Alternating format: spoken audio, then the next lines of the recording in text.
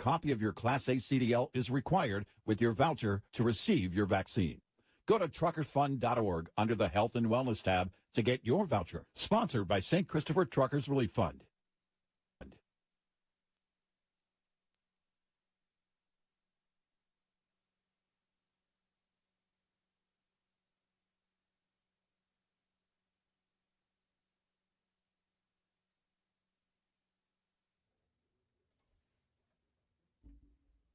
And 5000. Hello, Joan. Good morning. How are we doing?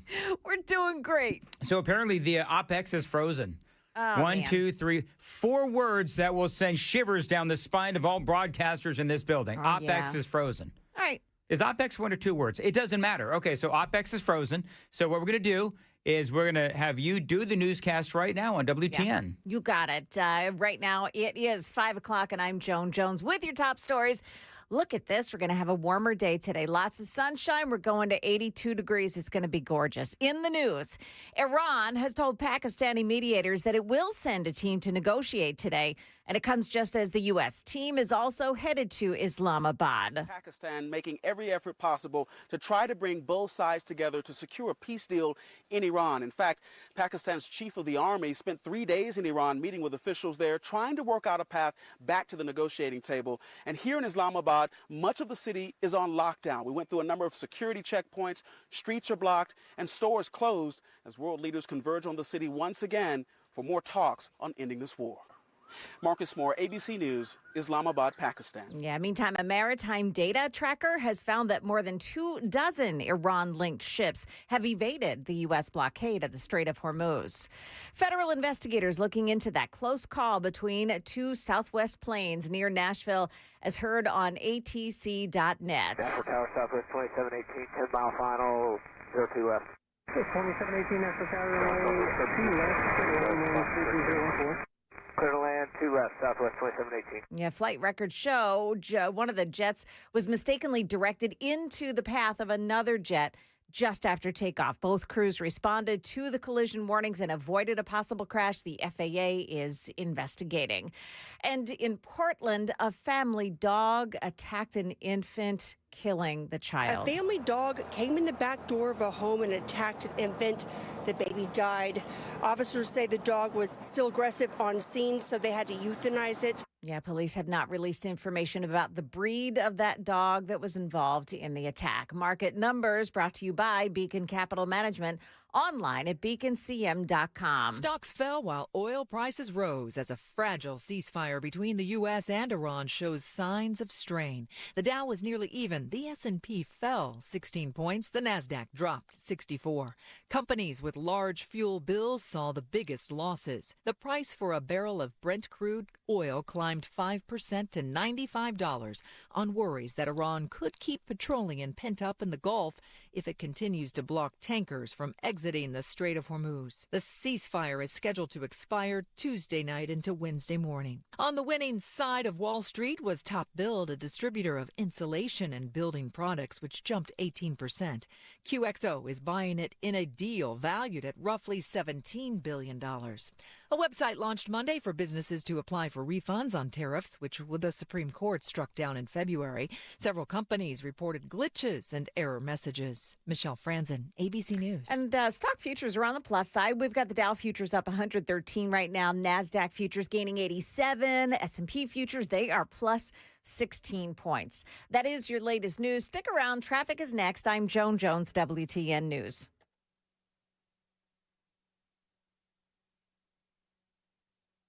So I think things are going. I think things are going really well this morning so far, Joan. So far, yes.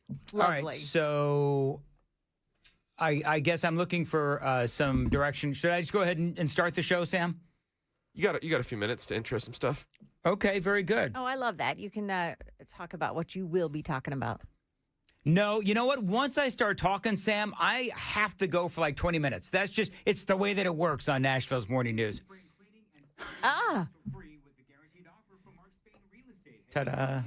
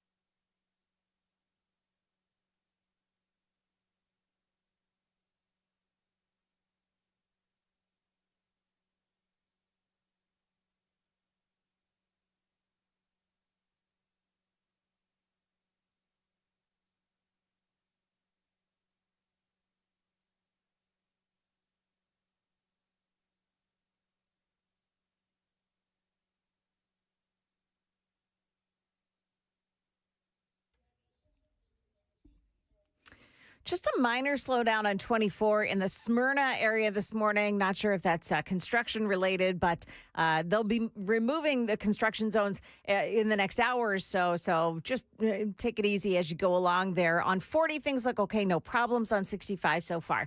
Traffic every 10 minutes every morning on Super Talk 99.7 WTN.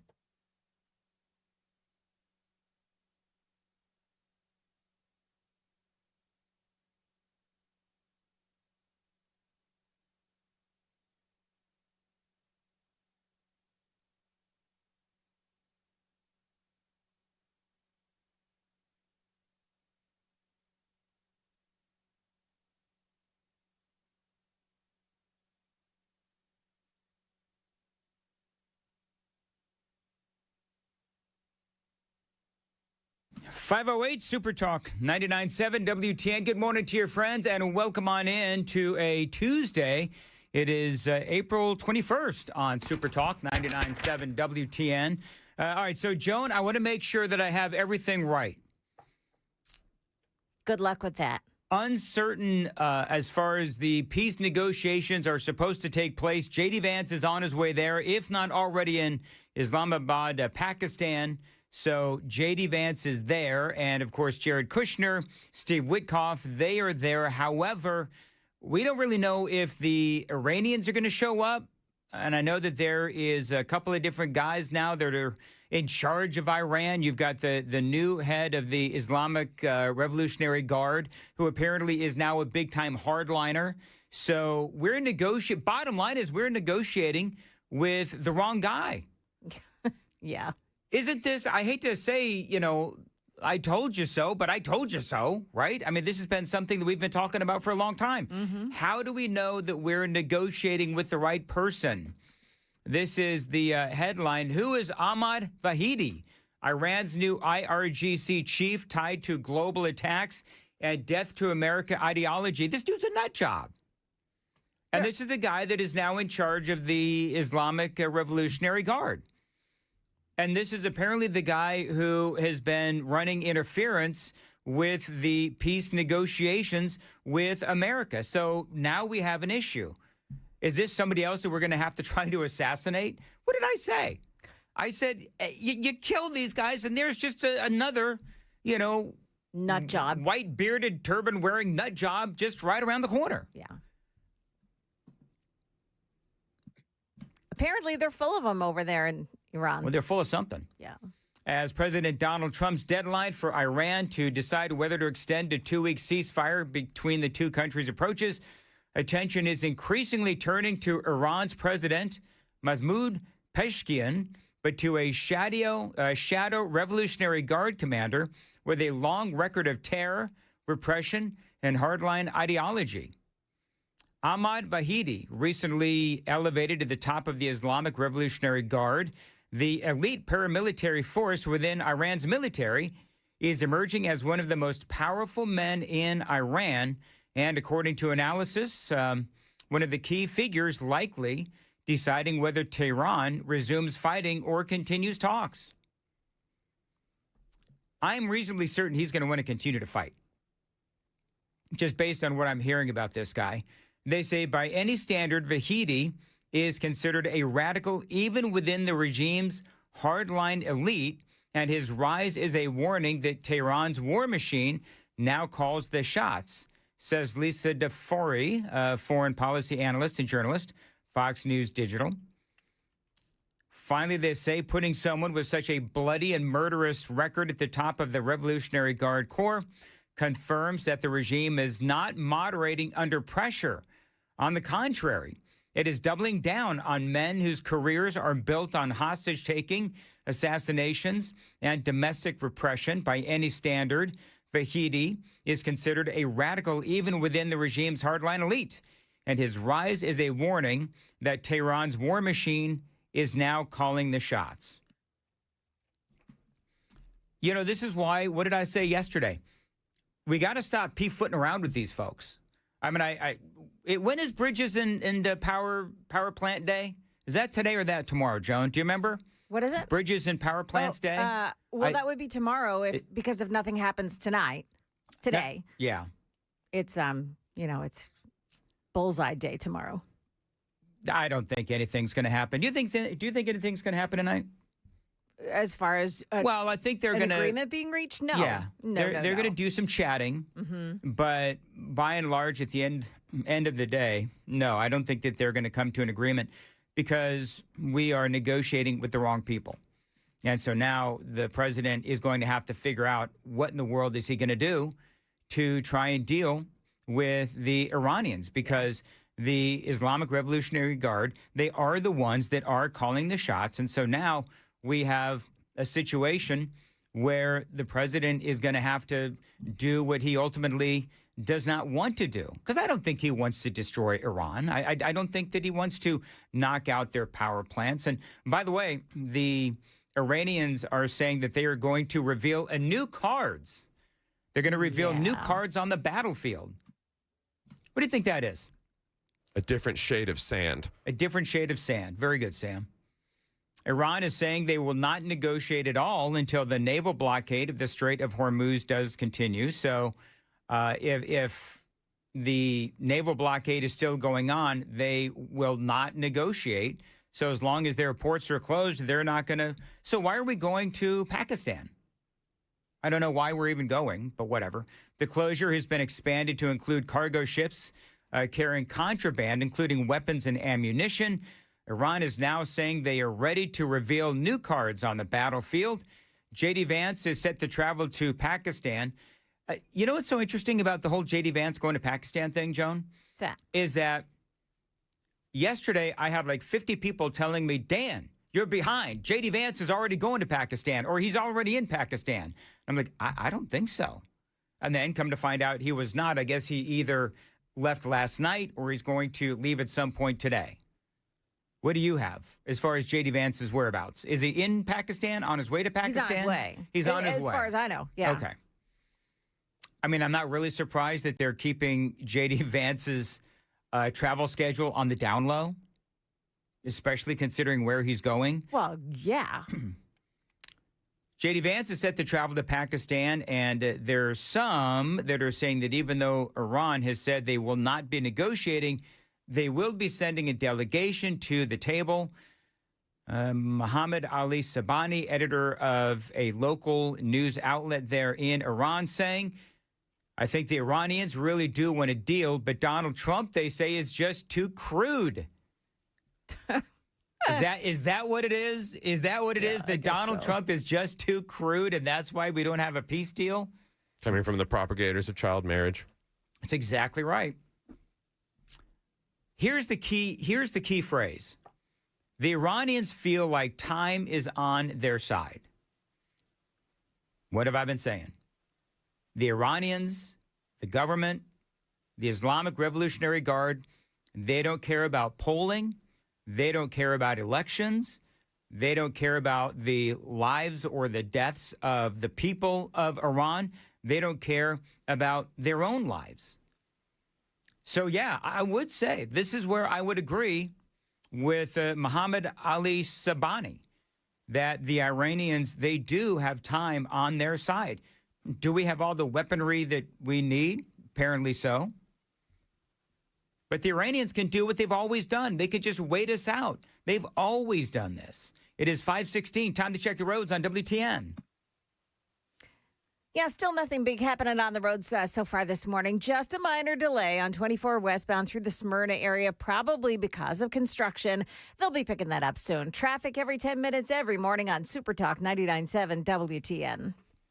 Thank you, Joan. As far as your weather for today, mostly sunny and a high of 80. Appreciate you listening to Nashville's Morning News on Super Talk 99.7 WTN. By the way, this guy, Muhammad Ali Sabani, explaining that even though Iran's decision to block traffic through the Strait of Hormuz would have damaging economic and geopolitical consequences for Iran, its government believes it can withstand pressure longer than Donald Trump. I mean, I think there's something to be said for that. I really do. I think there's something to be said for the fact that Donald Trump is feeling pressure.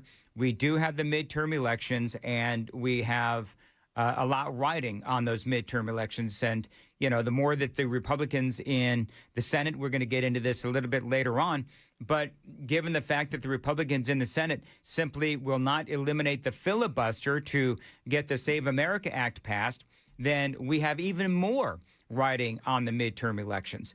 But we do know that polling shows the American people are getting frustrated with this war. Donald Trump, I think, is getting frustrated with this war. He is seeing his polling going down. I know that a lot of you don't pay attention to polling. I'm always going to say this.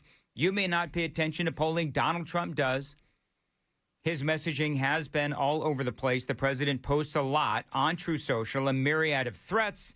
He's trying to influence Iran. We spoke about that yesterday. Totally get what Donald Trump is doing. He had another one last night. You want to hear it? Did you see what Donald Trump posted last night? He actually posted a lot. He says, Operation Midnight Hammer was a complete and total obliteration of the nuclear dust sites in Iran. Therefore, digging it out will be a long and difficult process. Fake news CNN and other corrupt media networks and platforms fail to give our great aviators the credit they deserve, always trying to demean and belittle losers, is what Donald Trump said. That was one of many posts that he had last night on Truth Social.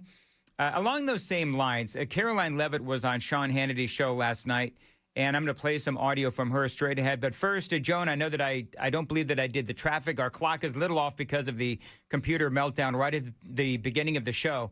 Is there anything going on in traffic? No, we just did it. We're fine. And nothing's going on at all. Okay, very good. It is 5:19. Nashville's Morning News. So this is Caroline Leavitt, audio only. We're having some computer problems on my side of the desk as well. Audio only, though. This is Caroline Leavitt. Make sure my audio is up if we could, because it was down earlier.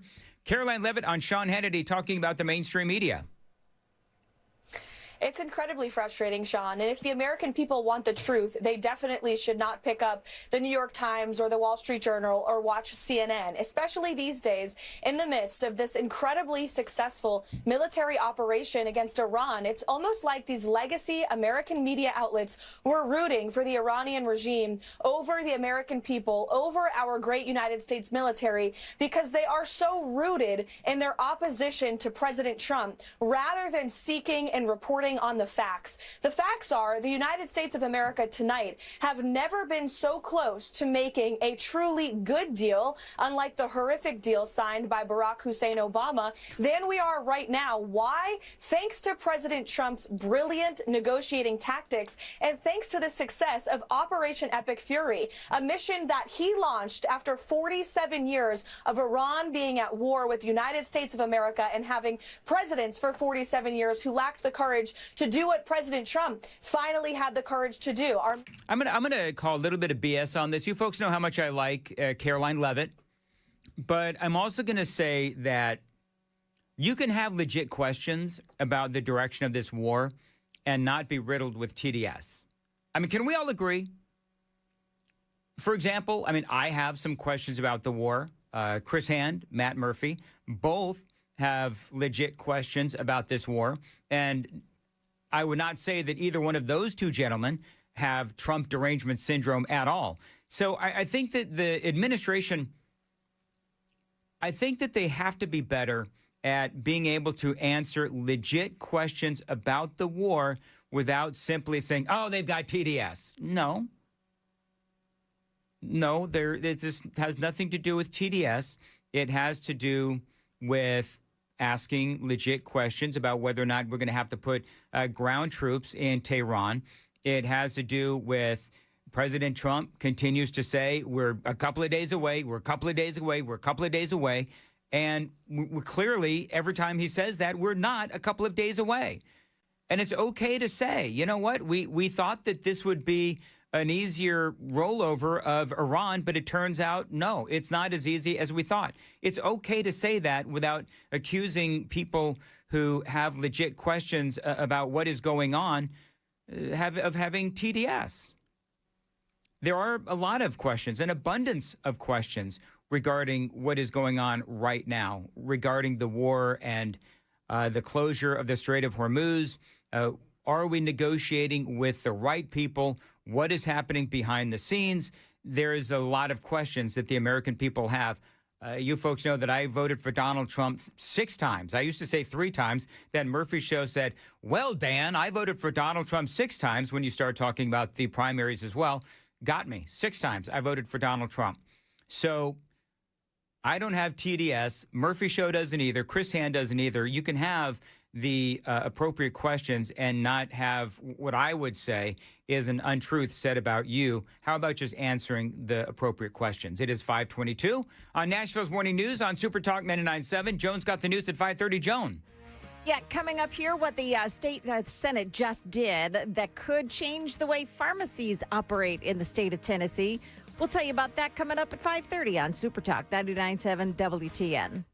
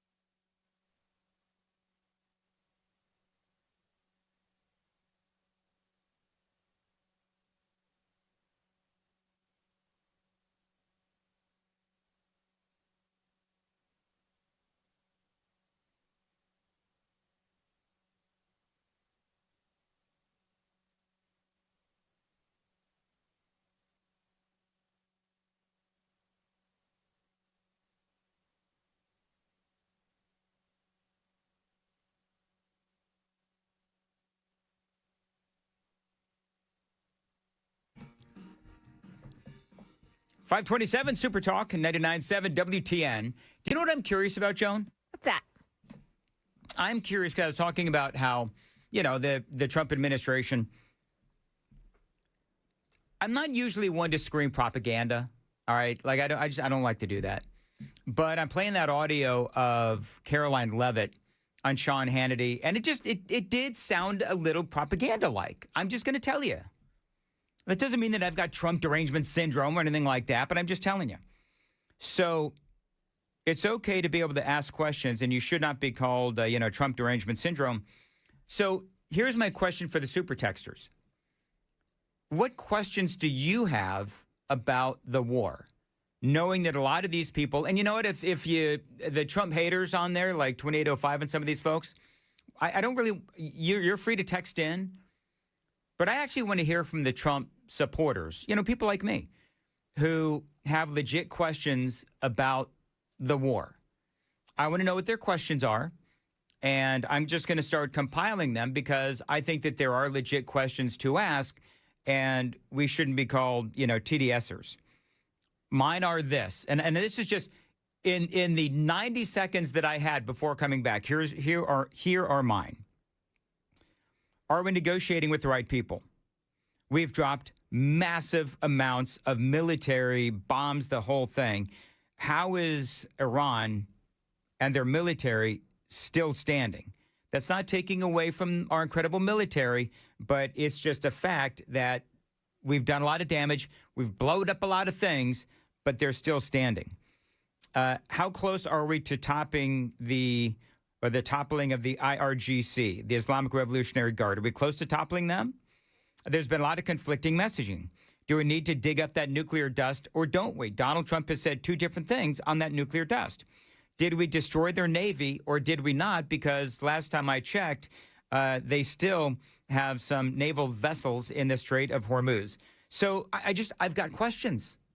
And so I want to know, and I'm sure that if I thought really hard about it, I would be able to come up with more. But I want to know what questions do people have regarding the war in Iran? I'm genuinely curious. So it is 5:30. Joan's got the news right now on WTN.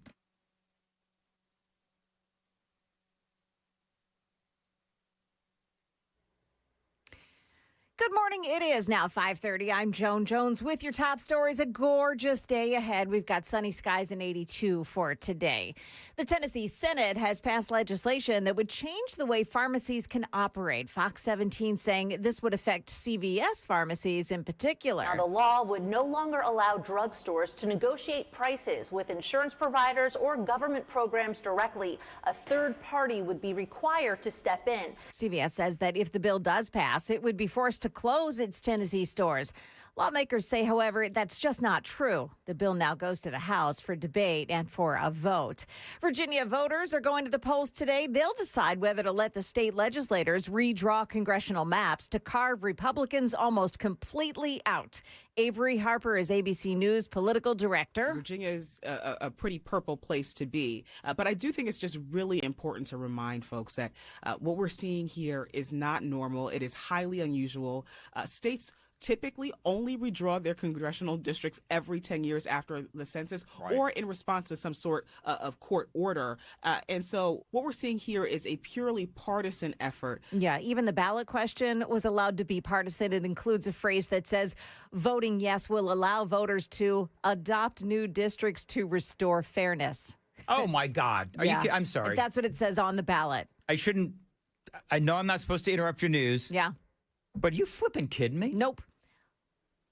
It would allow, voting yes will allow lawmakers to adopt new districts to restore fairness. Remember what Hans von Spakovsky basically said yesterday, which is if this passes in Virginia, we are hosed. Oh, for sure. We are not only screwed, we are doubly screwed. Here, how about this? It also says that whatever's decided today is only temporary.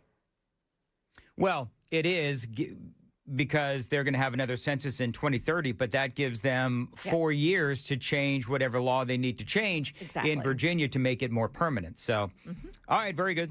All right, so a near collision in midair between two Southwest airline planes at Nashville's airport. One jet was preparing to land. This happened on Saturday just as another one was taking off. The one in the air did what they call a go around because of high winds. It was told to bank right, taking it straight into the path of another plane. Alarms went off in both cockpits. Only about 500 feet separated them. 500 feet between two airplanes close to the ground, going fast, is very, very dangerous. Could be seconds from impact. That's ABC News contributor and retired pilot Steve Ganyard, who also says, thankfully, technology on board those airplanes prevented the tragedy. That's the latest news. Stick around. We've got your traffic next. I'm Joan Jones, WTN News.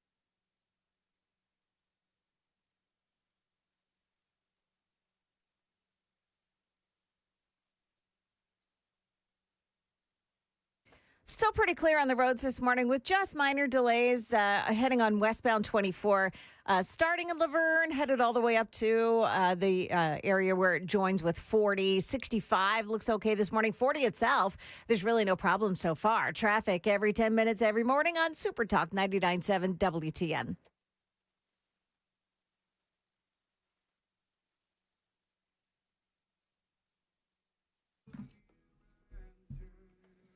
So, Joan, that is Phil Vassar, my next 30 years. There's a reason why Sam asked permission to bump in, as we like to say in the industry, is because Sam turns 30 today. Congratulations, Sam, you made it. Thank you. Thank you. I didn't think I'd make it this far, so I don't really know what to do from here. Neither did anybody else. That's fair. You know, I looked really good at 32. Look at me now at almost 60. You're really screwed. Yeah. I went gray early, too. That kind of doesn't help. Do you know I was balding at like 28? I was balding at 28 years old. Your stories don't scare me. My grandfather, which haunted me for years, he went bald at 19. 19? Yeah. Wow. What? He looked 35 at 19 years old. And I thought for the longest I would catch that gene and just, like Neo in the Matrix, I just kind of jumped out of the way of it. So what are you doing to celebrate your 30th birthday there, Sam? I'm going to do a little shopping with a gift card that my father-in-law got me over the weekend at Very Academy good. Sports, and then going to treat the lady to some steaks and some shrimp for dinner. Okay. That's pretty much it when your birthday's in the middle of the week. But this weekend, I'm going to the Cheesecake Factory. Please tell me you're not complaining about your birthday, April 21st, being in the middle of the week. You should have your birthday the day after Christmas. It blows. That is when my birthday is, the day after Christmas. Do you know why you or Joan don't know that my birthday is the day after Christmas? Because you're always off. Because I'm always off, and you guys are always off, and nobody ever wishes me happy birthday on the air because nobody's ever here on that week, except for me, by the way. See, you know what's so funny? Somebody actually said one time, Dan, you make every segment about you. Apparently that's true, actually. We went from Sam's birthday to mine. I'm sorry, Sam. Happy birthday. Thank you. I understand you wish you could be 30 again. Don't we all? That'll be enough out of you, young man. Do you know what? I am actually much happier here at the age of 58 than I was when I was 30. I'm going to be honest. I can understand I'm much that. happier. I can see that. Let's see here. All right. What do you want to talk about? Let's see here. I think that near collision. You want to do near collision? Yeah. All right. A near miss over Nashville. So this is like 500 feet. Two Southwest airline planes. One was doing what they call, I guess, a go round because of the heavy winds and all that. So they had to abort their landing and go around the airport, while another one was, I guess, taken off. And so the air traffic controller, and Joan, you've got the audio. The air traffic controller basically sent these planes like right into each other. Yeah, listen to this. National Tower Southwest 2718, 10-mile final, 02 left. 2718, National Tower runway 2 left, clear to land 2 left, Southwest 2718. Clear to land. Right into another plane. That is insanity. Yeah. So I looked this up. 500 feet. This is what I have to do to measure. Don't laugh. I have to like think about a football field. Yeah. So 500 feet is like one football field and another half of a football field. So it's like a football field and a 3/4. 1 3/4 football fields is what it is. 500 feet. Which, by the way, Sam before the show said, 500 feet. That's pretty far away. That's a football field and a half at least. And it's like, well, not in airplane feet. It depends on the angle. Are we talking 500 feet above or 500 feet side by side? Oh, you know what? I don't know. You know what? Then you put yourself on one of those planes and see how you like it. Yeah, no. By the way, could the people see the other airplane like when they were? Oh, that's a good question. I don't know. Can you imagine? Yeah. In November, this happened with another airplane that was about to take off. It was also a Southwest airplane about to take off, and they had to slam on the brakes and come to a stop so that they didn't hit another plane that was directed right into its path. This is insanity. My daughter-in-law was on that plane. Whoa. Yeah. Yeah. And I don't know how she did it, but she allowed herself to continue flying like after that was over. I think I would have chickened out. I live in the flight path of BNA. Do you really? Well, I think so. There's always planes that are overhead, landing yeah. right Okay. over my house. So, yeah, and that worries me. I bet. Based on what we've seen with the air traffic controllers as of late. I mean, we've had a number of these very near misses or collisions. We've had collisions too. Yeah. In what was it? Was it New York or Washington D.C.? But the helicopter in that plane, helicopter was LaGuardia. So that was Washington. in LaGuardia is in New York. LaGuardia's in New York. I think the one you're referring to is the helicopter and the airplane that crashed over the Potomac River. And that was in D.C. Yes. Okay, Yeah. okay. LaGuardia So was the fire truck. yes, okay. We've had a lot of issues. Yeah. Have.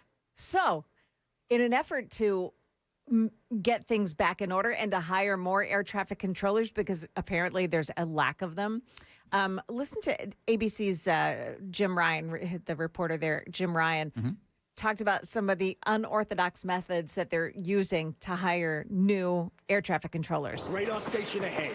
Copy. What do video games have to do with 2506, runway 22X, clear for takeoff. Clear for takeoff. air traffic control? Quite a lot, according to Transportation Secretary Sean Duffy, who's just posted a flashy ad on X. Quote, you'll keep millions of people safe every day and make a lot of money.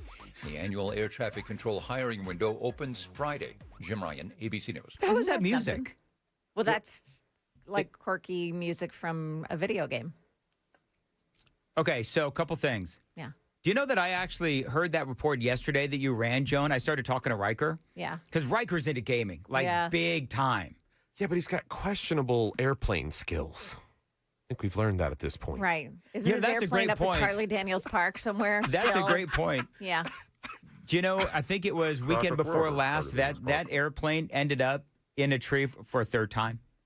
A third time. I've actually got it on video. So now we've got 3 separate incidents. Where where his remote control airplane has ended up in the tree. So the North and South Tower and the Pentagon. I was able to get it out of the tree. You know, I was able to find a big, long branch. Sam, are you saying that kid's a terrorist? What? That's what it sounds like. It does. I say no tree is safe around him. Anyway, so I was able to get the remote control airplane out of the tree. But I spoke to Riker about how they're recruiting air traffic, controllers, and they're looking for people like him that like to play a lot of video games. All right, just don't tell them what happened at Charlie Daniels Park.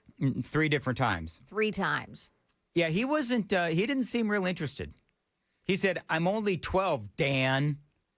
And I said, "I know, Riker, but you know what? When you're 18, you got to start contributing." He calls you Dan. He does. Okay. What do you think he'd call me?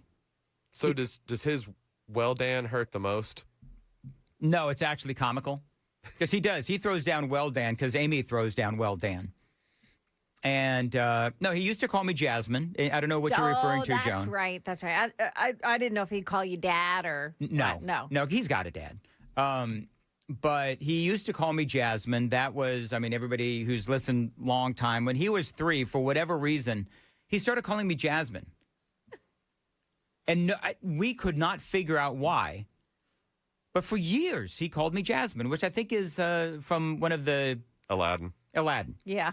So, and I believe Jasmine is a... Princess. Of course. She's pretty. Full-blown Disney princess. Yeah. She's got better hair than I do. Oh, yeah.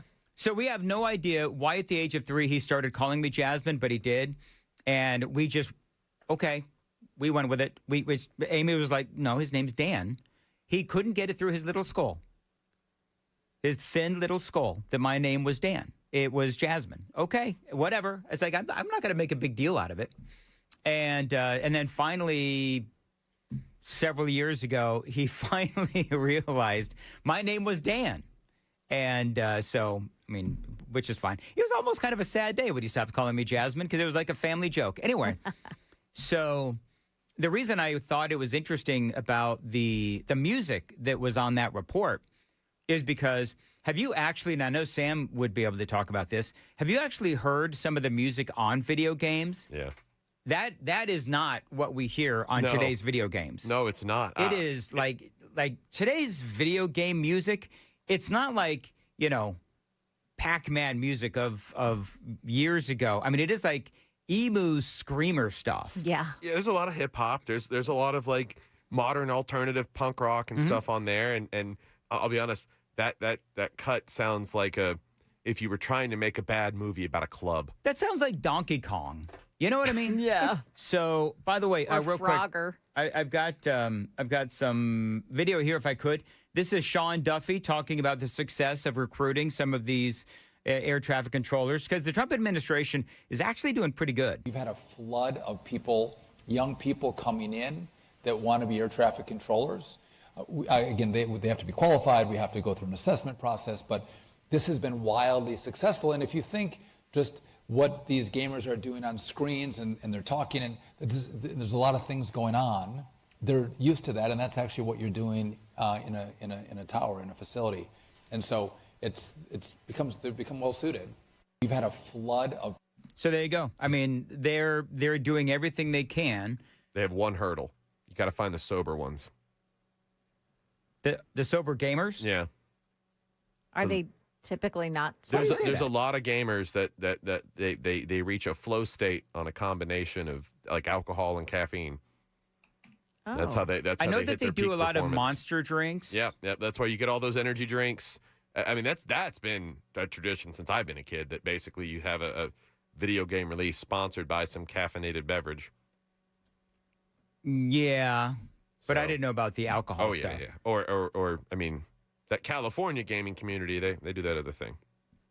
You ever, Joan? I don't know how old is your youngest grandchild?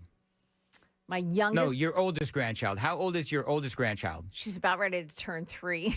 Okay, so you got some time. Mm-hmm. The first time Riker ever truly got mad at me, because he and I get along great. The first time he ever got truly mad at me, I'm not very good at video games, and so he desperately wanted me to play Plants and Zombies.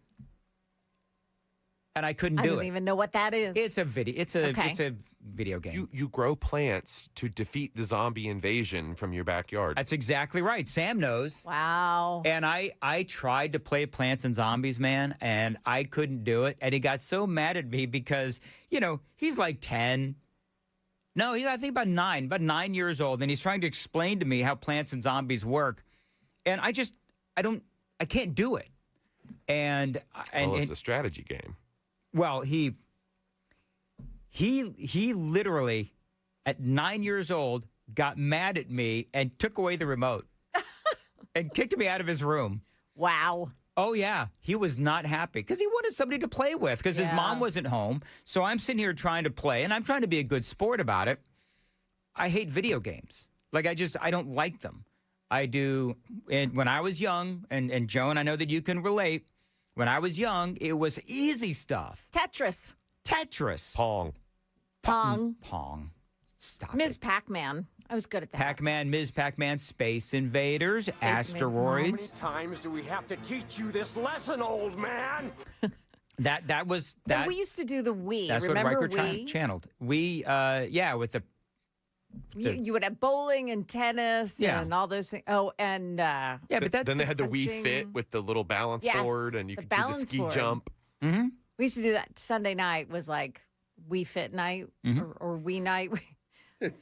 We had an exciting family night on Sundays. Yeah, we did, but it was fun. Did it ever get competitive? Oh gosh, yes. Yes. Like people throw in the controllers at each other? No, we not bad behavior, but yes, we were competitive. That's sportsmanship. It's poor sportsmanship, but it's still sportsmanship. My my mom got so mad at me and my brother because we were fighting over the video games. It's one of the only times she lost her ever-loving you-know-what. She took, do you remember, Joan, the Atari cartridges? Yeah. She got so mad at us. She took an Atari cartridge, and for you people that don't know, they were like 8-track tapes. Yeah. But you probably also don't know what those are. Anyway, she got so mad at us. She took it out of the console and smashed it on a wooden chair. And I still, to this day, I remember that thing ending up in a million pieces. Yeah. She was so mad at us because we were fighting over the game. There was a video that went viral a few years back of a dad pulling his son's PlayStation out of the wall, throwing it on the ground, and then taking the fire poker from the fireplace to it. Well, I mean, there's that one dad who took his gun to his daughter's laptop. Remember that whole thing? Oh, man. That was awesome. Anyway, this is more, just real quickly, so we can put this to bed. This is Sean Duffy talking about recruiting gamers for the air traffic controller positions. We polled a random sample of our academy students in Oklahoma City for air traffic control. Of the 250 that we polled, only 3 of them were not gamers. And so we thought, well, listen, there's a connection here. They problem solve, they're spatially aware, they do multiple things at the same time. It's very reminiscent of what air traffic controllers do. And so we reached out to the community. Listen, we blew the socks off any prior record. We had 12,000 applications in 24 hours. 11,000 of those were qualified. We've already sent 8,000 of them to go get their skills test. So again, looking to find the best and the brightest, the best qualified to become air traffic controllers I think this is a sign that, you know, looking at who we attract, who's great at the job. This made sense for us to reach out to the gaming community, and the response has been remarkable. You know what they'd have to do, though, is get like a gamer chair into the air traffic control tower. Oh, that'd be easy, though. You know, you need a refrigerator with all of the monster drinks and all that kind of stuff. You got to have the what do you call it? The speakers right next to your ears, kind of thing. Yeah. I want mine with a massager and a heated seat. There you go. You know, the problem is they'd all have to pass drug tests. Yeah. And somebody on the super text line said that all these guys are stoners. Is that true? Stoners? I tried to tell you guys. I tried to very gently and no, softly you said they drank. Yeah, you and said then drank. There's a portion of people who participate in the California events. I was trying to be gentle. Sam, you can't be gentle with us. You literally celebrated 420 as like an extension of your birthday. It's the day before. What do you want from me? People do that. They celebrate the day before, day after, sometimes the whole week if you're me. But no, to that end, yes, they are getting violently stoned and then being very successful at their attempts at playing video games. And I mean violently. Somebody sent me a Facebook message, by the way. Dan, if Riker respected you, he'd call you Dad. No. No, gosh, do you know how lame it would be? Because I know people that have gone through the whole step thing, the whole stepfather, bonus dad thing. Do you know that the fastest way to ensure that your stepchild would consider you an a-hole is by forcing them to call you dad? That is the dumbest thing ever. You know what I mean? Yep. I think you should go back to calling you Jasmine. My stepmom, Dale, I never called her mom. I called her Dale. You know what I mean? Stepmom's name was Dale? Yeah. Interesting. Well, you know what? Her name was actually Delma. Okay. She was from Texas. And I remember when my dad would get annoyed with Dale, Delma. It's in my head. I can still hear my dad say Delma, and she hated it. Oh, she hated it. About as Texas as it gets. She wanted to be called Dale, not Delma. So when he wanted to anger her, which for whatever reason he would do, which is why he was on wife number 2, he would call her Delma. And I made that mistake one time when I called Dale Delma. My dad said, no, that's reserved for me. And it was all in good fun. Joan, is there something that John calls you that makes you mad? Does he have like a pet name that irritates the living crap out of you? No. No? No, I mean, I have a Okay, what is it? What do you call him that is annoying? It's not annoying. It's actually a term of endearment, even though it doesn't sound like one. Sure. It's a term that makes him laugh. It's Jack A. Jack A? Yeah. When I say that to him, he'll laugh. I mean, it's funny. Yeah. Because I call Amy Hag Beast. Oh. What? Hag Beast? Hag Beast. What is that? It's like a Hildebeest, a hag beast. It's just like a yeah, you know. It's just wow. It's a term of endearment. Sure it is. Mandis is a moron in the mornings. She's called me a moron a time or two. We got to go. 5:57. Joan's got the news at 6. Joan. Yeah, coming up, a couple of employees that used to work at the city of Mount Juliet are now, well, they're under arrest. We'll tell you why. It's coming up at 6 on Super Talk 99.7 WTN.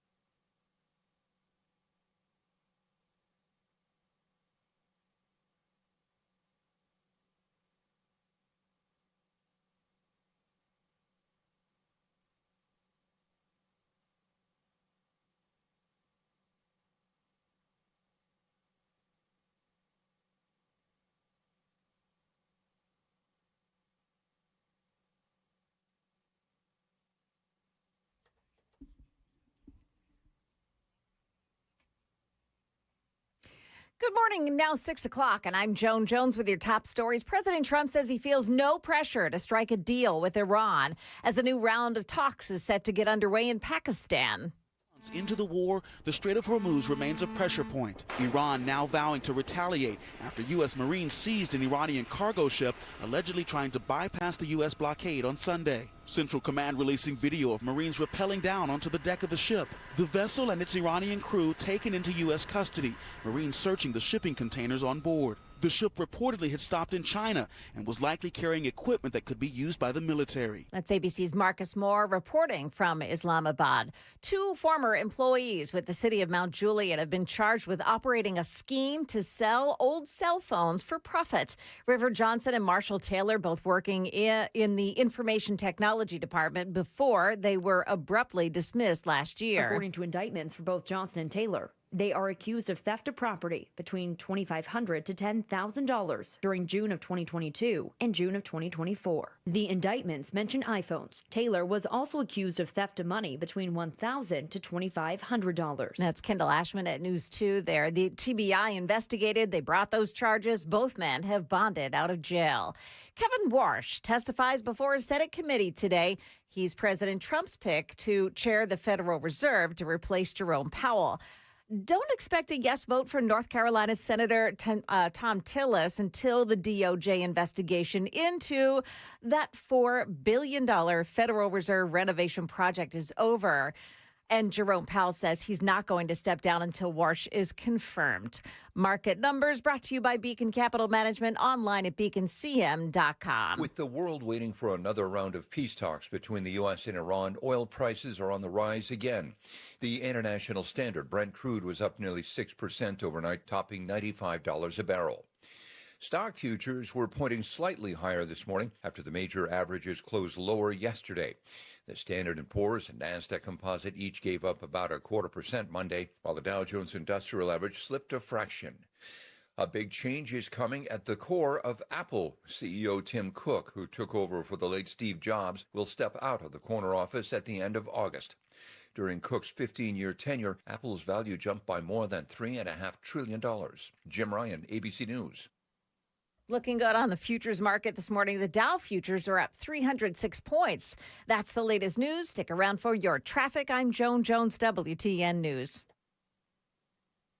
Dan Mandis here for my friends at Loan Pronto. Credit card interest rates are now over 29%. That's right, over 29%. Those credit card interest rates continue to climb. Most people are only making the minimum payments, so they're getting nowhere in trying to pay down that principal. Now, there's a lot of homeowners out there that simply don't realize using the equity in your home, you can easily access hundreds of thousands of dollars in cash. Now, with Loan Pronto's Rapid Equity Loan, you can pay off your credit cards, your existing HELOC, your car loans, or get money for that home improvement project. One client just got $100,000 approved and saved over $1,500 every single month. Now, here's the best part. With Loan Pronto, you can do it all right from your phone with zero out-of-pocket expenses, no hard credit pull up front, no appraisal, no long drawn-out bank process, and no touching that first mortgage. Now, rates are at near 3-year lows, so you've got to act right now with Loan Pronto. Find them online. It is loanpronto.com to see how much money you can get in about 60 seconds. Loan Pronto, 2,800 5-star Google reviews. Call them, tell them Dan told you to reach out. 615-499-5780. 615-499-5780. LoanPronto.com. That's LoanPronto.com. Equal housing lender, NMLS 166-1781, and MLSConsumerAccess.org.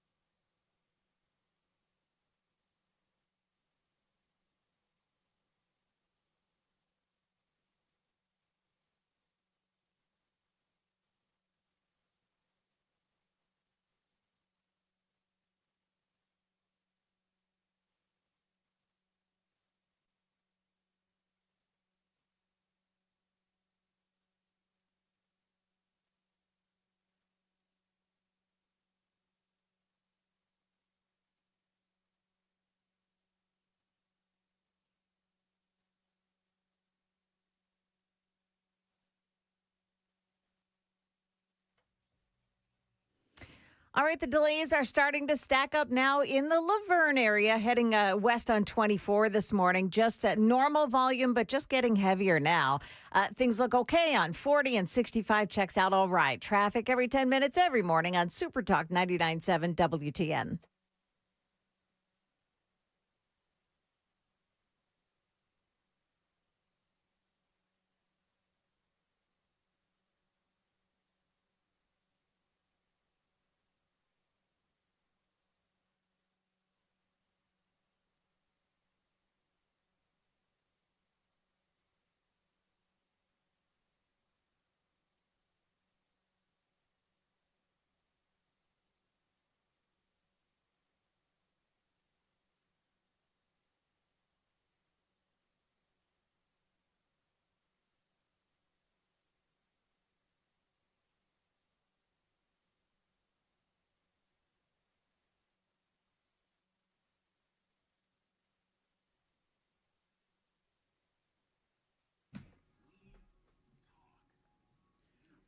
.607 Nashville's Morning News on Super Talk 99.7 WTN. Good morning to your friends. Hope you are doing well. 615-737-9986. Welcome on in to your Tuesday, April 21st. And there is a lot going on. By the way, mostly sunny and 80 today. Kamala Harris is back. People are mocking the former vice president. Clearly, she is running for president. And I want to play a piece of audio for you just really quickly. I think it's okay for us to be a bit transactional, too. She's talking to a bunch of black women. I don't know what the group is, but she's in Michigan, and there is, this is a majority black woman audience. And to say, I'm going to get mine also. Right. And so don't count on me to be a voter and be the backbone of the Democratic Party, because it is my value system and my ethics and my sense of civic duty and responsibility, so that you look at me and say, oh, they're going to vote. So that is Kamala Harris, and people, definitely making fun of the fact that she's going to get hers also, is what Kamala Harris said. I didn't know she was from Texas. This is just the latest in many different instances where Kamala Harris she conjures up an accent or some sort of a way of speaking that is supposed to, sort of embolden her to the audience that she's speaking to. And people are making fun of. It's code switching in the most offensive way. Yeah. Changing your voice to. Boy, Hillary did it. You know what's so funny? Donald Trump, he never did that. No. I don't know if J.D. Vance has ever done that or No. Marco Rubio, but. They're the same speaking voice no matter what. Yep. I'm going to get mine also. Now I feel like I need some fried chicken and collard By the way, greens. the funny thing is, she's talking about black women. She's talking about two black women. And the moments like this where you think, okay, she was so inspiring to black women that voter turnout was down by about 3 percentage points from 2020 to 2024 amongst black folks. Overall, black voter turnout was down like 6%, 3% amongst black women. And so does she really think, this would be my question, does Kamala Harris really think that all black women sound like this? I'm going to get mine also. Now, again, we saw this during the campaign. This is what Kamala Harris does. This is what Democrats do. She clearly is running again. She simply can't help herself. She washed out as the nominee first time around, and she has nothing to do right now, I would say, except for run around and say, I'm going to get mine also. I wonder if the Democrat Party, do they actually want her to run? I'm really curious about that, because they have her, and she ran an abysmal campaign in 2024. She lost every single battleground state. She lost both the Electoral College and the popular vote. She spent billions of dollars, Kamala Harris did, spending billions of dollars, ending the race with her campaign in debt. Remember that whole thing? $20 million. And her messaging was an abysmal failure. And yet she's running around. And clearly, I don't think that she's learned. I'm gonna get mine also. Do you know how bad it is for Kamala Harris? Zoran Mamdani was actually interviewed the other day. This was over the weekend.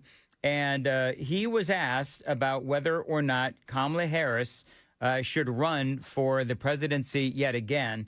And this is his response, which really wasn't much of a response. Listen. Would you like to see former Vice President Kamala Harris run for president again? I have to be honest, I haven't thought about the candidacies for president this time. My focus is 2026. You're the only Democrat who hasn't thought about that.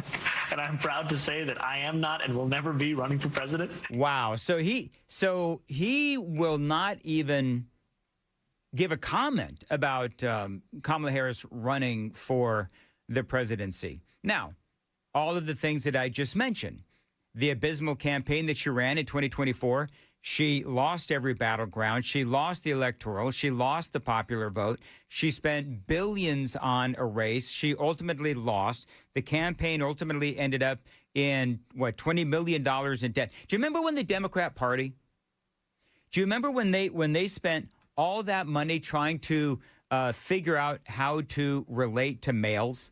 Do you remember that whole thing? How do they relate to young American men? Can I tell you that this? I'm gonna get mine also. That is not how to relate to men in America. I'm just telling you. As a man, I can tell you that is not the way to, quite frankly, relate to anyone. Now, Mamdani and Kamala Harris have a bit of a history. I don't know if you folks remember this, but she kind of, sort of, but didn't really support Mamdani for mayor. She said that she would support the Democratic nominee, whoever it was, without actually supporting Mamdani. But you hear her speak, and she's basically going on and on about Donald Trump, who's, by the way, not even on the ballot. I've got another piece of audio, another video as well, of Kamala Harris as she was speaking to this crowd. And this is how you know that she's running, because she's running around America and she's, dissing Donald Trump. She's dissing the Republicans. This is more of what Kamala Harris had to say. We are dealing with the most corrupt, callous, and incompetent presidential administration in the history of the United States. Ooh, big words by Kamala Harris. All right, Miss Autopen administration. I would also, by the way, mention that Donald Trump is not on the ballot for 2028. I do understand that nobody is right now. But, Donald Trump, this is what they're doing because Kamala Harris has seen Gavin Newsom bash Donald Trump over and over and over again. And because of that, Gavin Newsom's polling has gone up. And so because of that, everybody else is going to do the same thing. At some point, we've got to talk about, and America will talk about, when Kamala Harris decides that she's running for the presidency. Okay, you can say whatever you want about Donald Trump, but let's talk about how good you did as vice president, your failures as vice president, your failures as a presidential candidate. Got a little bit more on this. By the way, Spartacus. Have you seen this? I can imagine what can be and be unburdened by what has been, you know? Spartacus is also back, and Cory Booker is out there getting close to tears as well. He's screaming at the same crowd. I've got audio of that coming up next. It is 6:15. Time to check the roads on WTN. For the most part, things are looking good this morning. No problems on 40 or 65. No unusual delays on 24 or 440. 840 running accident-free. I'm Christy O'Brien. As far as your weather today, mostly sunny and 80 degrees. Appreciate you listening to Super Talk 99.7 WTN. And, okay, so there was a video. I don't know if you folks saw it.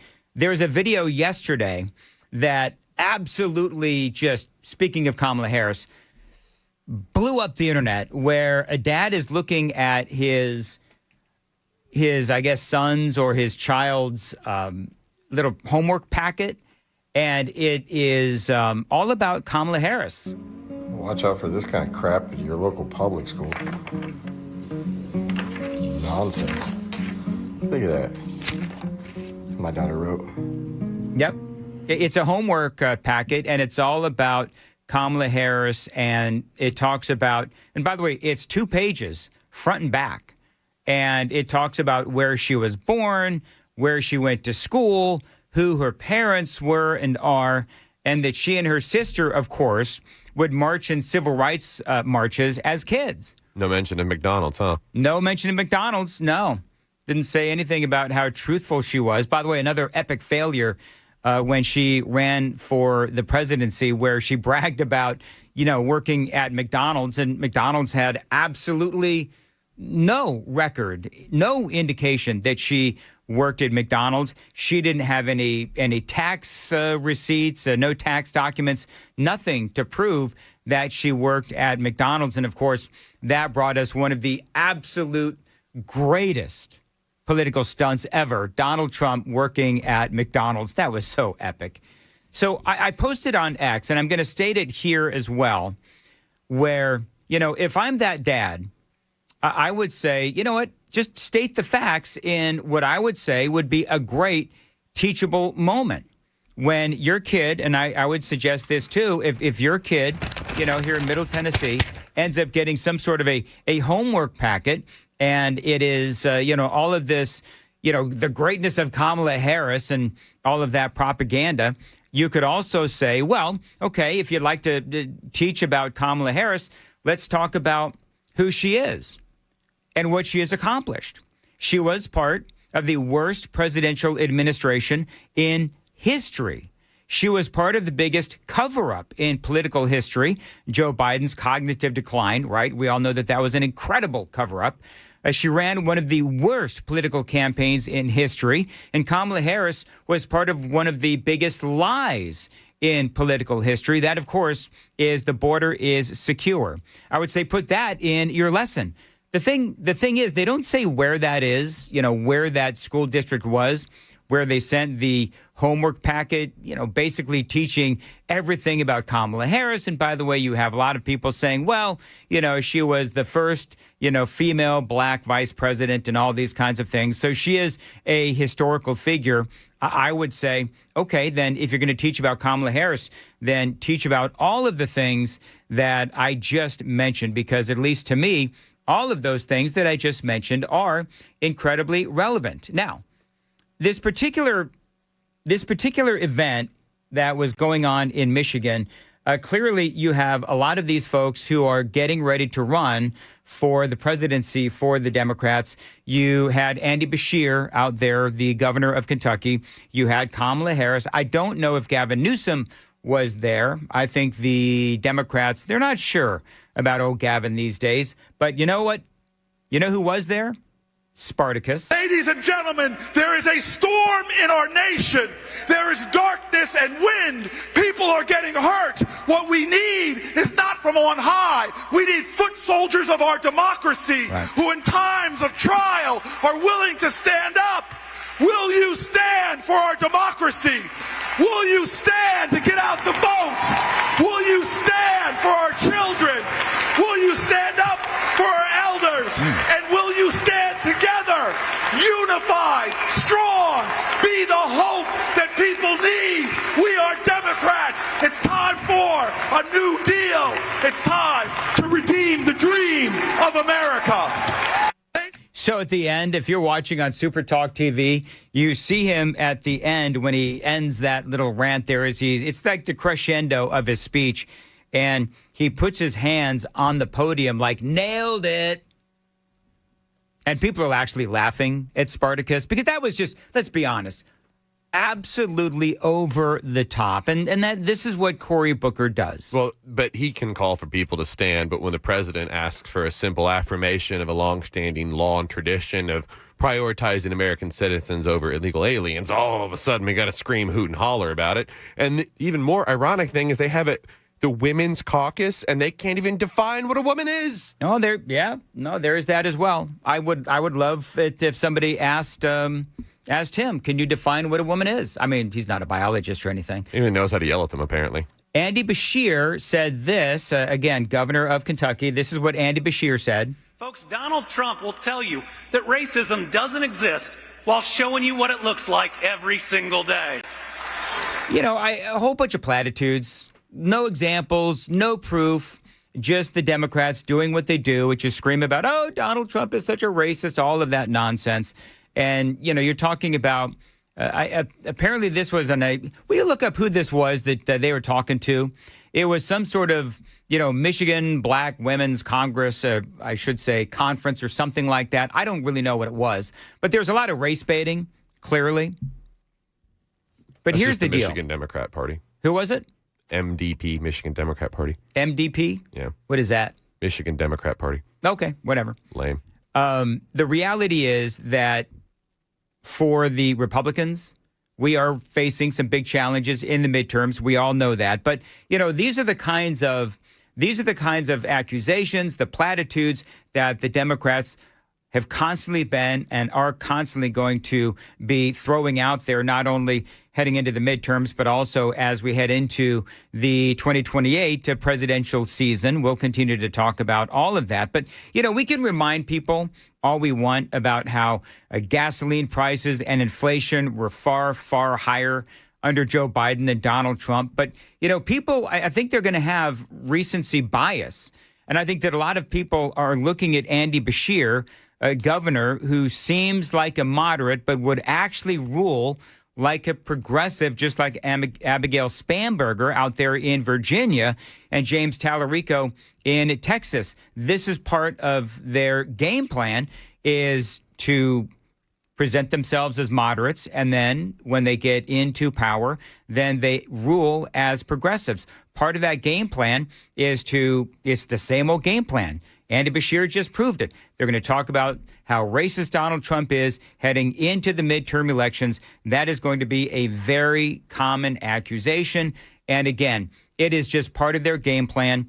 No proof, no evidence. I've got another piece of audio that I'm going to play here for you in a little bit that is just as ridiculous, where it's just these pandering blanket accusations with absolutely no substance.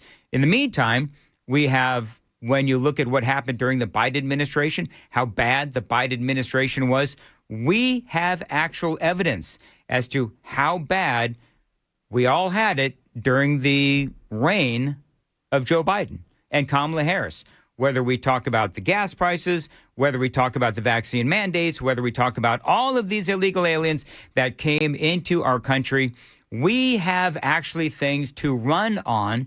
And the Republicans need to remind the American people how bad things were during those horrifying 4 years. It is 6:24 on Super Talk 99.7. Now, Joan's got the news coming up at 6:30. Joan. Yeah, coming up here, Apple gets a new CEO after the old one has just stepped down. That story at 6:30 on Super Talk 99.7 WTN. Thank you, Joan. 6:24, Super Talk 99.7 WTN. Summer is months away, but the work to get that beach bod back, it does begin right now. My friends at Contours, they are going to help you get it back with FDA-cleared red light technology. Contours is going to help you target those areas that you hate. Whether it's your belly, your arms, or your legs, whatever problem area you have, Contours is going to help you solve that problem. No pain, no surgery, no downtime, just results. And I got to tell you, this is not only incredibly effective, but relaxing as well. Real men and women from Franklin and all across Middle Tennessee have been checking out Contours and, yes, seeing real results. And so your beach trip isn't that far away, and neither is Contours. Let Contours help you get rid of those trouble spots. And right now, the first 10 callers get a special introductory price, $99, if you call this phone number right now, 615-236 615-236-9960. 615-236-9960. Remember, you lose 2 inches across the middle or it is free. And again, first 10 callers right now and get that special introductory price, $99. Call 615-236-9960. ContoursLLC.com. That is ContoursLLC.com. Contours, where all you've got to lose is inches.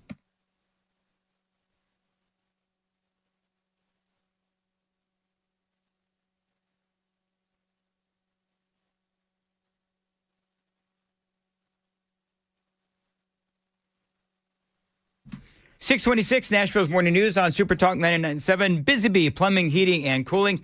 Dan Mandis here. And, you know, right now, when you call my friends at Busy Bee, they can help you clean out your HVAC with their spring Breathe Easy package. Now, this is huge because your HVAC has been sitting around, of course, collecting all of that dust and the allergens over the last several months. Now, you don't want your family to breathe that junk. Busy Bee can actually help you. Their Breathe Easy package is a full system refresh to clear out all of those allergens, all of that dust, and all of that pet dander as well. It's been building up, and you need to clean it out with my friends at Busy Bee HVAC. Now, here's what you get. An AC tune-up to make sure that you're ready for that summer heat. They're going to check out your ductwork as well and clean out all of those allergens. Busy Bee is going to help you go the extra mile and install a whole home germicidal system to help reduce those airborne contaminants as well. And they'll even throw in a bonus deodorizer treatment as well. Busy Bee Plumbing, Heating, and Cooling right now. You can get that whole home package for just $11.99 for 1.5 to 3 ton systems.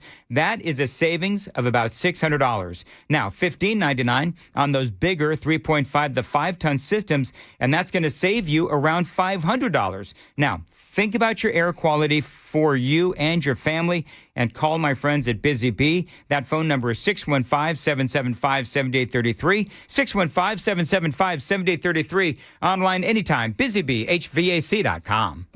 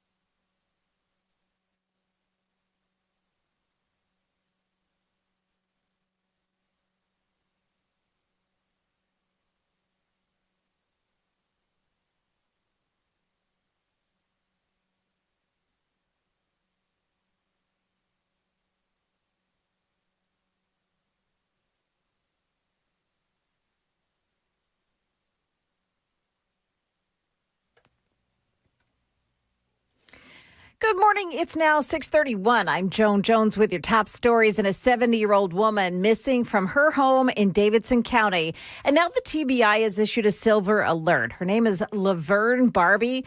She's a black woman, 5'1", weighing about 115 pounds, and last seen wearing a black jacket, denim shirt, light-colored jeans, black shoes, and a tiger print purse. Now, she may be also walking with a cane. She was last seen on Monday near the Collier Avenue area. If you see her, please contact police. Apple CEO Tim Cook stepping down in September. The company announcing yesterday he'll be replaced by Apple's head of hardware development, John Ternus. From the beginning, many doubted that Cook could fill the shoes of Steve Jobs, the man many considered one of the greatest innovators of the 20th century. And for years, some critics have claimed Apple has lost its ability to create new products like the iPod and iPhone. But under Cook, Apple stock is now worth more than 20 times what it was back in 2011. And the company is the top seller of smartphones and tablets in the world. That's ABC's Hannah Battah.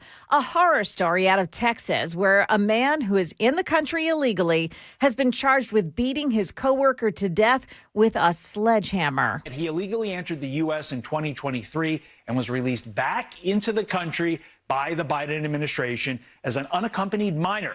The suspect, a 19-year-old from Venezuela, was reportedly found driving around in the victim's vehicle when he was finally arrested. An acting ICE field office director in Houston called the alleged murderer a savage attack by someone who, quote, should never have been allowed into the country. That's Todd Pyro at Fox News. The suspect is 19 years old and from Venezuela. You know what's so funny about that, John? There's something funny about that? No, well, Okay. no, there's nothing funny. I got you. Funny, smarty pants. Yeah. When all of this was going on, you're talking about, because I just got done railing about, Kamala Harris and Biden and all that, is that we specifically talked about during this time the air quoting unaccompanied minors, where these are young men. Yeah. So when all of this was going on, this guy, you said how old is he right now? He's 19 now. He's 19 now. So we knew that this was the kind of thing that was going to happen.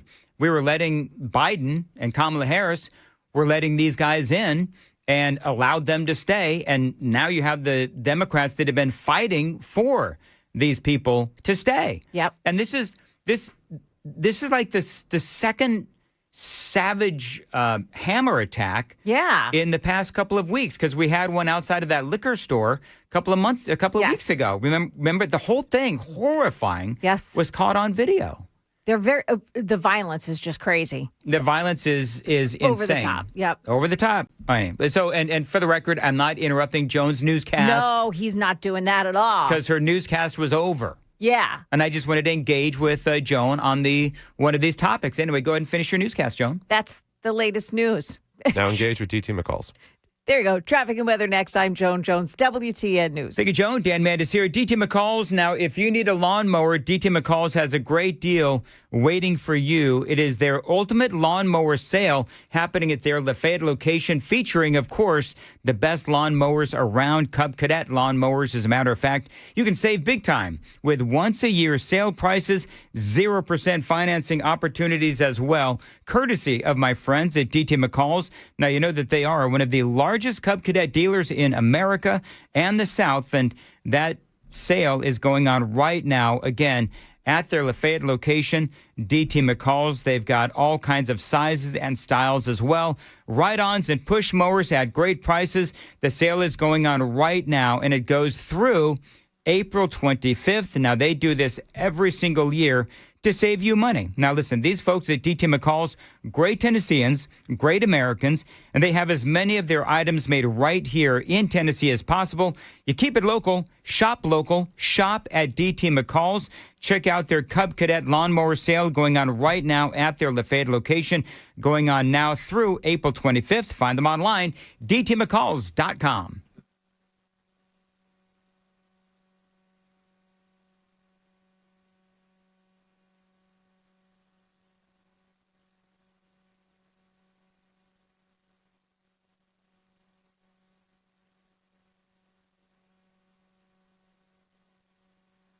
Dan Mandis here for my friends at Window Nation. Listen, if you need windows for your home, Window Nation always has great deals to save you money. Now, this is, window opening season, if you will. Now, if your windows don't easily open, if they leak, if they are not energy efficient, and if they need painting once again, well, check out my friends at Window Nation. Think about upgrading your home's windows with Window Nation, because right now they are in the middle of a great deal. The more you buy, the more you save sale is going on right now. You could save up to 50% off all the windows for your home. You can also get them with 0% interest financing for 5 years. Now, this is a great company. I've got 4 Window Nation windows in my home. They've got an A+ rating from the Better Business Bureau, 45,000 5-star reviews, and this is, again, a great company, and they've got, again, over 45,000 5-star reviews. They've got that famous 50-point inspection of every window before it leaves their factory. Find them online, windownation.com. That's windownation.com.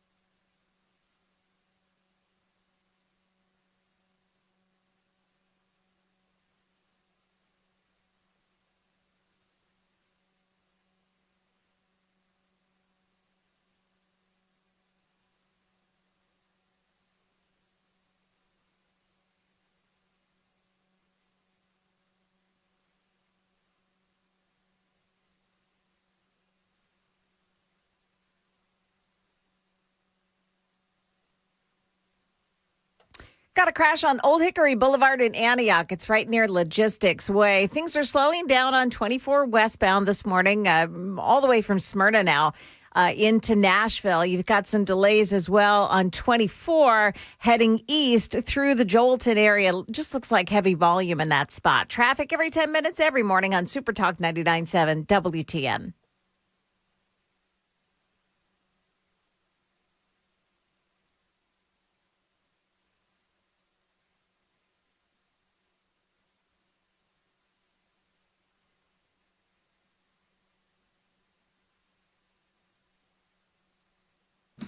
.639 Nashville's Morning News on Super Talk 99.7 WTN. Super Text line is open, 615-737-9986.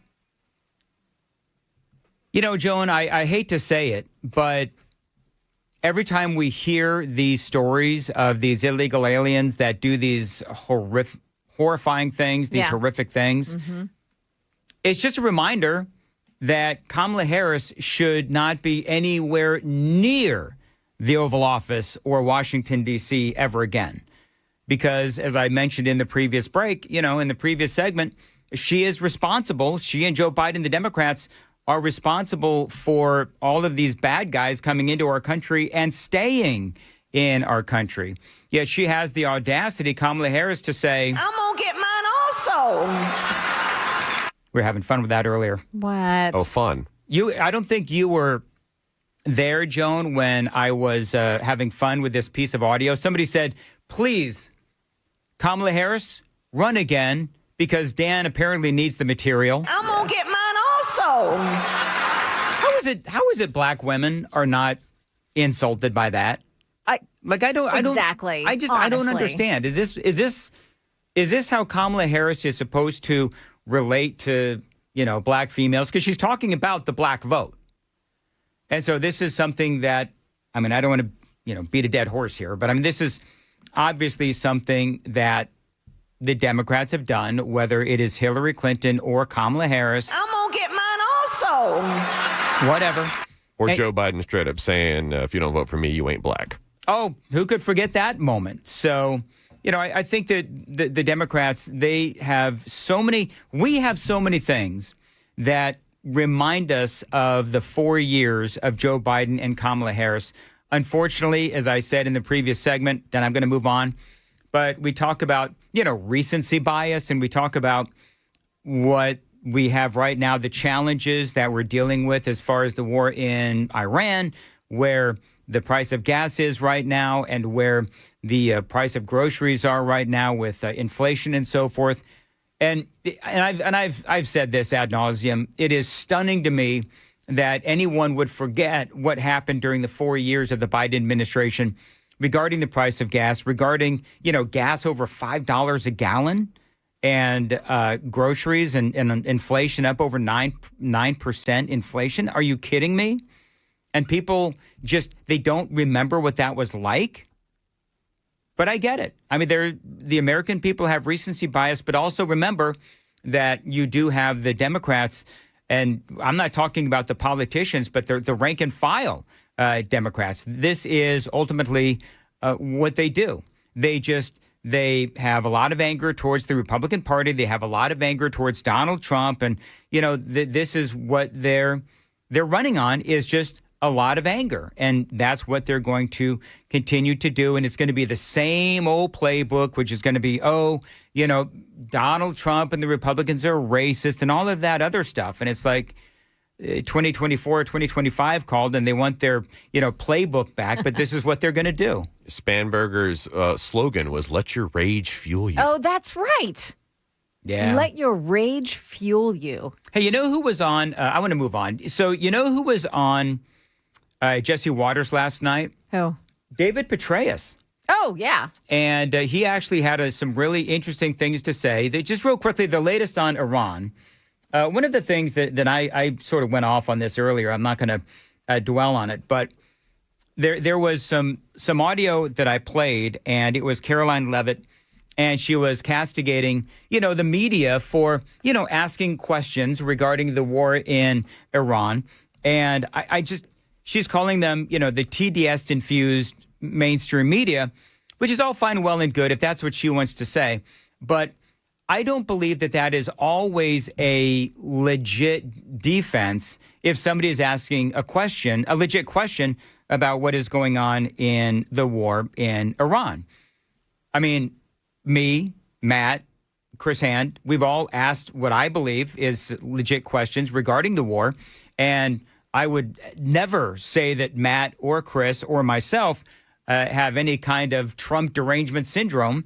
And I've said over and over again, are we negotiating with the right people? And, Donald Trump's messaging. There's a story out there today. I'm not going to focus on it, but there is a story out there today where there are supposedly sources within the Trump administration that are out there saying that Donald Trump's messaging is impacting in a negative way the negotiations with Iran. So there's some legit questions. And I asked people in the 5 o'clock hour, I said, okay, so a lot of the people that listen to Nashville's Morning News are Trump supporters. I am, myself personally, I'm a Donald Trump supporter, but I've also got some legit questions. Again, are we negotiating with the right people? We've dropped massive bombs. How is it that the IRGC has not yet been toppled? I've talked about the conflicting messaging. I did ask people, if you're a Donald Trump supporter, what are your legit questions that you have? And they came in fast and furious. Did we destroy their Navy or not? Because right now, the Iranian Navy is impacting the Strait of Hormuz. Number two, do we need to dig up that nuclear dust or don't we? Because Donald Trump has been giving conflicting messages on both of those topics. Are we going to free the people of Iran is something that somebody asked on the super text line. How close is Iran to a legit nuclear bomb? I've answered that many times, by the way. It's days, weeks, or months. They're simply trying to run out the clock so that they can take as much time as they possibly can to have these negotiations and have them sort of take as long as possible so that they can continue to work on a nuclear bomb. That is what the Iranians are doing.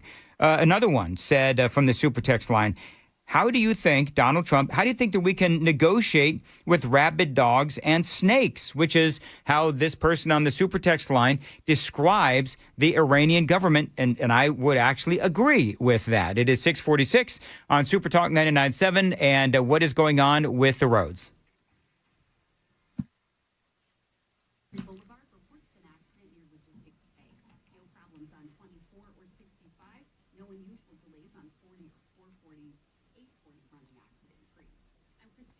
Mostly sunny today and a high of 80 degrees. Appreciate you listening to Nashville's Morning News. So just some real quick headlines. And if I've missed anything here, Joan, just fill in the blanks. But we do have J.D. Vance. He is getting ready to head off to Pakistan. The closure of the Strait of Hormuz has now been expanded to include cargo ships carrying contraband, including weapons and ammunition. Iran is now saying that they are ready to reveal new cards on the battlefield. One of the things that they have found out, remember that ship that we took over, we talked about this ship yesterday, that we blew a hole in the engine and then we took it over. Yeah, but we have a new one today. So does this now make 3? Because we had 2 yesterday. Now we have a 3rd? I don't know that there were 2 yesterday. Okay, so I know that there was the one. Okay. This one is the Tiffany. U.S. forces boarded. It's an oil tanker. Okay. Previously sanctioned by the U.S. Boarded it overnight in the Indo-Pacific region. Tanker has changed flags frequently. Shipping registries show its owner's address is in Suriname. Its commercial manager's address is listed with Mumbai. Okay. Yeah. So anyway, the ship has been taken over now by U.S. forces. That's sure to anger Iran once again, even more than, they were pretty angered about the last one yesterday. Looks like it's not getting Mumbai, that blockade. So that one was from yesterday that we blew a hole through the engine room. Yeah. It was inbound from China. It had items that were considered dual use, meaning it could be considered useful for civilian or military use. It had been taken over because it was under sanctions for illegal activities. So what they found on board was chemicals used to make ballistic missiles. So that's a problem. Yeah. Now, David Petraeus was on Fox News. This was last night during the Jesse Waters show. And they're talking about the war in Iran. And this is part of what Petraeus had to say. General David Petraeus is a retired U.S. Army general and former CIA director. So they say the strait's open. A day later, they light up 2 ships. Who's calling the shots in Iran? Well, there's clearly some friction between those who are doing that.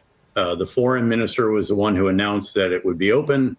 The Islamic Revolutionary Guards Corps leaders announced that it would be closed. So you have captured it correctly, that there is, again, some internal disagreement. I'm not sure it's quite as big as has been made out to be. But I think the base case is that Vice President Vance and the negotiators will fly tomorrow to Islamabad. They will meet there with the Iranian negotiator, who had quite a large team with him last time. He's the Speaker of their House, Ghalibaf. And we'll see if there is trade space. So that is David Petraeus. By the way, I was telling you folks earlier in the 5 o'clock hour, the new head of the Islamic Revolutionary Guard is, turns out he is a radical, and he's even considered a radical among the radicals. And so clearly part of what's been going on, and remember, one of my legit questions, are we negotiating with the right people? And it's clear that the radical element of the Islamic Revolutionary Guard, they are the ones that have taken over. Iran has now been taken over by the radicals. And again, this guy, the new leader of the Islamic Revolutionary Guard, is considered a radical amongst the radicals. And that is bad news as it relates to whether or not these negotiations in the next couple of days are going to really find any kind of success. Now, I don't know, as David Petraeus was saying, I don't know if there's any of this trade space or not, but what do they want and what do we want? I mean, it's pretty basic for us. Simply put, Iran cannot have nuclear weapons. They have to be transparent. We've heard so many different stories as to who wants what that at this point, as they go into possible negotiations today, we'll have to see what everybody comes up with. But the point is that if we're not negotiating directly, in my opinion, if we're not negotiating directly with the Islamic Revolutionary Guard, then it just doesn't seem to make a lot of sense to have these negotiations at all. The key issues that have to be resolved, obviously, restoration of freedom of navigation through the Gulf as well as through the Strait, because Iran was interfering it within the Gulf as well. Obviously, the issue of can they enrich uranium again? How long until they can, if that is bargained over? What about the residual, the 60% enriched uranium, over 1,000 pounds of that, again, buried deeply in some mountain or underneath the rubble at Esfahan? And then also the issue of their frozen reserves, which they'd love to get access to. They do have some reserves at home, still reportedly about $35 billion, and they have somewhere around 180 million barrels of oil floating around out in the Asia Pacific that could be a source of revenue for them as well. You know, as long as the Strait of Hormuz is closed, they don't have a lot of income. So that's going to be a big question for President Trump. Do you allow Iran, do you allow them to have that money? And I've seen conflicting reports. Is it $100 billion? Is it $200 billion? That's a sticky wicket. We've got all of this money that has been sanctioned, that has been frozen. People say, well, that's Iran's money. So that's what Obama said when Obama gave Iran all of that money. Remember the pallets of cash and all of that? Well, when Obama did that, Republicans lost their ever-loving minds. And so if you can somehow track that money to ensure that it does not go to terrorism, but remember, money is fungible. We've talked about this, meaning you get, if you're Iran, you get $100 million of this money that is now unfrozen, and this is money that is yours, and it was sanctioned, but now you're going to get it. Then that money can replace the money that you would use to buy a nuclear weapon from China or Pakistan. So it's a sticky wicket if we allow Iran to get their dirty little hands on this money. Even if you get complete transparency, is there a way to see where that money is going to go? So they're not at the point of desperation, but 80-90% of their economy depends on what goes into and out of their ports. And that is not allowed right now because we rightly have put a blockade on their blockade, saying if you aren't going to open it, it's not going to be open for you. And that is going to be what's going to have to be resolved here. So a number of key issues. I think both sides, frankly, really do want an agreement. Obviously, there are challenges domestically for us if this continues. Obviously, there are huge challenges for them economically and financially. All right, so that is David Petraeus, and I think that there are people in Iran, including people in the Iranian government, who do want some sort of a deal. But the question is, do you really believe the Islamic Revolutionary Guard? Do they really want a deal? Because from what I can tell, under the current situation, they don't want a deal because they don't seem willing to negotiate. Part of the storyline today is, will Iran even show up for the negotiations today in Pakistan? It is 6:54. Joan's got the news coming up at 7 o'clock. Joan. Yeah, coming up here in just a couple of moments, we'll hear from Southwest Airlines, a couple of planes that nearly collided here in Nashville. We've got some details on that coming up at 7 o'clock on Super Talk 99.7 WTN. Thank you, Joan. I want to tell you about my friends at USS United Structural Systems. Now, this is your local company for all things waterproofing, concrete leveling as well. And again, these are folks that live here, they work here, they understand exactly how Tennessee's soil, weather, and homes behave. They are your local foundation and waterproofing experts, and they have been since 1994. They've been here serving Tennessee homeowners for over 30 years now. More than 30,000 local homeowners have trusted USS United Structural Systems, and that experience means that they've seen every type of problems that our homes face. they can help you. They know how to read the signs. They've been, by the way, out to my home a number of different times. And so, they like to say that every crack, every leak tells a story, and USS knows what those signs mean. They pinpoint problems right at the source: foundation settlement, basement water intrusion, crawl space moisture issues, and a whole lot more. And we're not talking about guesswork, just expert diagnosis from people who know Tennessee homes. So call them, tell them Dan Mandis told you to reach out, 615-488-7855, 615-488-7855. You can book your free home inspection at USSTN.com. That's USSTN.com. United Structural Systems. As always, tell them Dan Mandis told you to reach out. That's always important. USS, they are problem solvers. They are experienced. They are local. They are USS, United Structural Systems.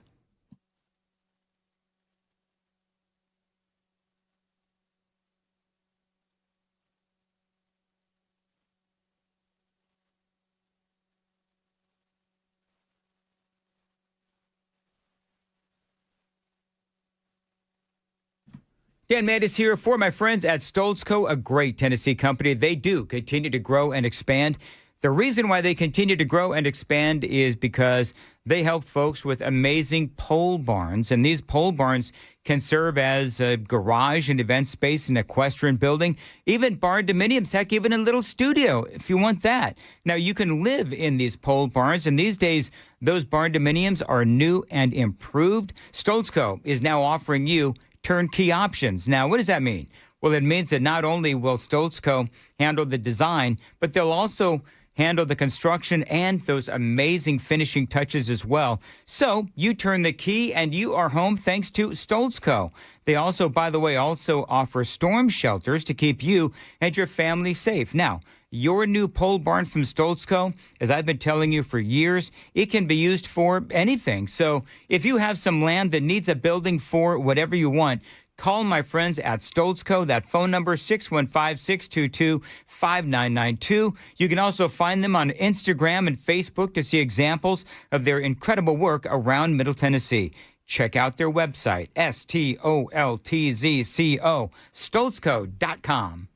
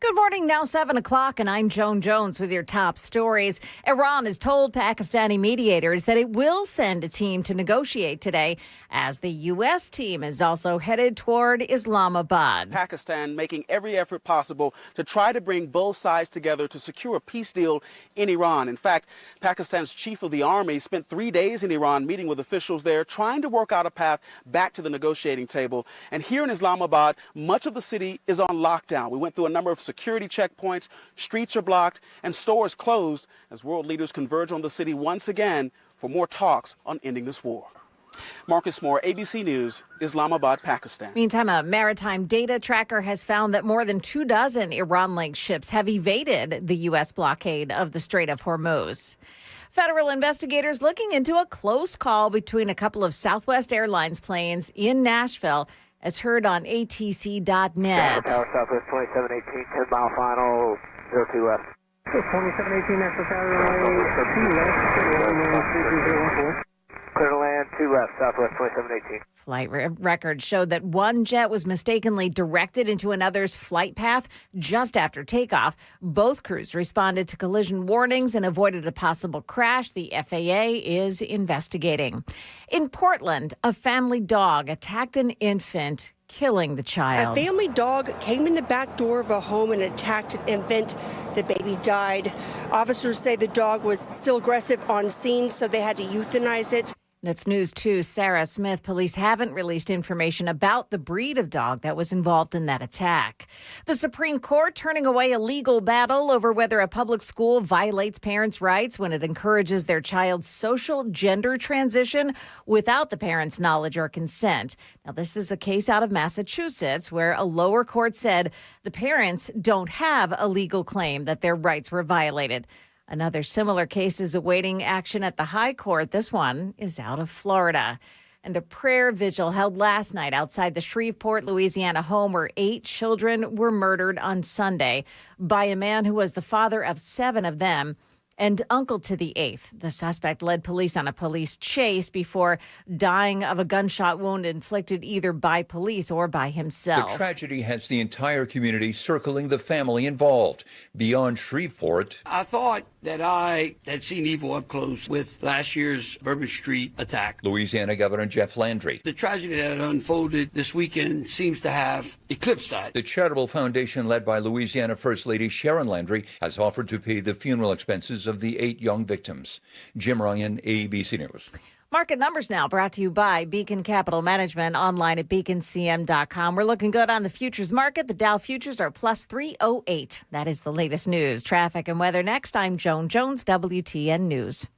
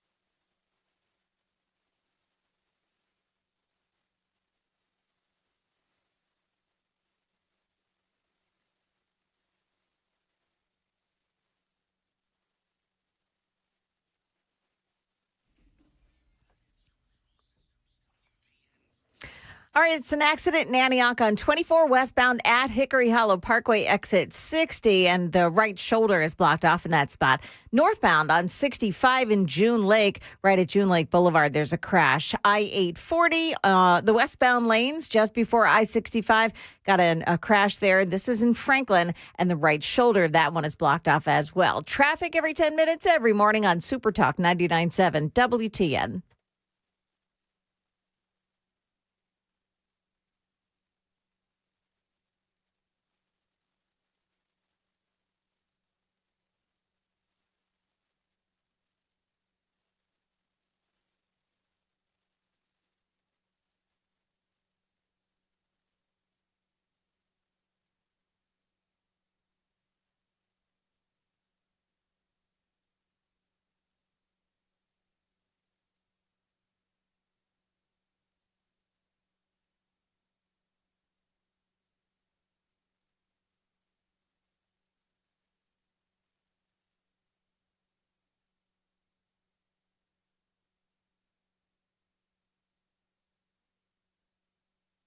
.706 on Super Talk 99.7 WTN, and welcome on in to Nashville's Morning News. 615-737-9986. Super Text line is open, very active today. Thank you. 615-737 WWTN. Joan, we were talking earlier about yet another Venezuelan who came into our country and was allowed to stay in our country illegally, and then, of course, took a hammer and killed one of their co-workers with said hammer. This seems to be an ongoing conversation regarding these Venezuelans and hammers. And so part of the conversation, of course, has to be, number one, all of these guys who came into our country, and then you have the Democrats who are fighting for them to stay in our country. It's amazing. It is amazing. And so, you know, you remember, of course, Greg Bavino, right? He was a Border Patrol commander. He is now, I guess, stepped aside from that role, stepped down from that role. But now, you know what he's calling for? He was on with Jack Posobiec. This is really interesting, actually. So he's being interviewed by Posobiec, and one of the things that Bavino is saying, and he's absolutely right, is why do we make life so easy for illegal aliens in our country? I think this is a conversation that we really do need to have. I mean, you want to talk about everything the Biden administration did to welcome these people into our country, whether we're talking about, you know, free access to cell phones. And of course, you know, they got places to stay and they got clothes. I mean, the whole thing. And so part of what Bavino is saying is, you know, we allow them access to our systems. We allow them access to, you know, banking and all of these other things that they are allowed to take part in here in America when, you know, the bottom line is if they're illegal, then they shouldn't be allowed to access certain parts of American life. This is part of what Bavino had to say. He talked about taxing the living crap out of remittances, which we should be doing if we're not already.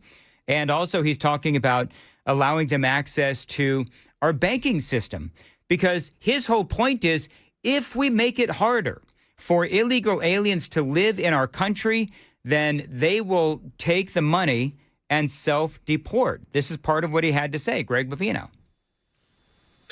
Spot on, Jack. Exactly. It's everything. You said the word everything. I think we fail to do that sometimes. We look at maybe one of those tactics as the panacea for self-deportations, but it's not. It's everything. It's that total spectrum. Immigration enforcement. Let's make it so hard for them to live, to work, to recreate, to do anything in the United States that they have no choice but to self-deport. And that's what we were doing in some of those large cities. Look at Los Angeles.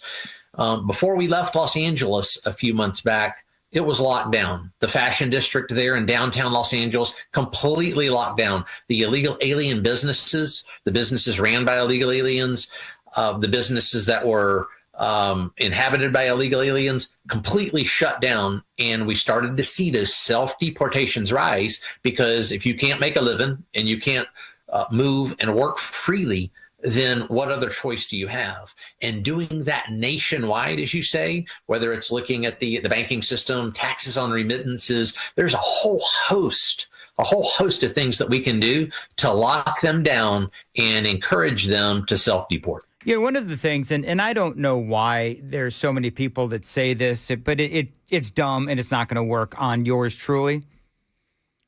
But you got people that say, oh, when you talk about the Venezuelans that killed American citizens with the sledgehammer or with the hammer that we saw a couple of weeks ago, that what you're doing is and I can't believe people say this, Mandis, you're politicizing the deaths of innocent American people for political purposes.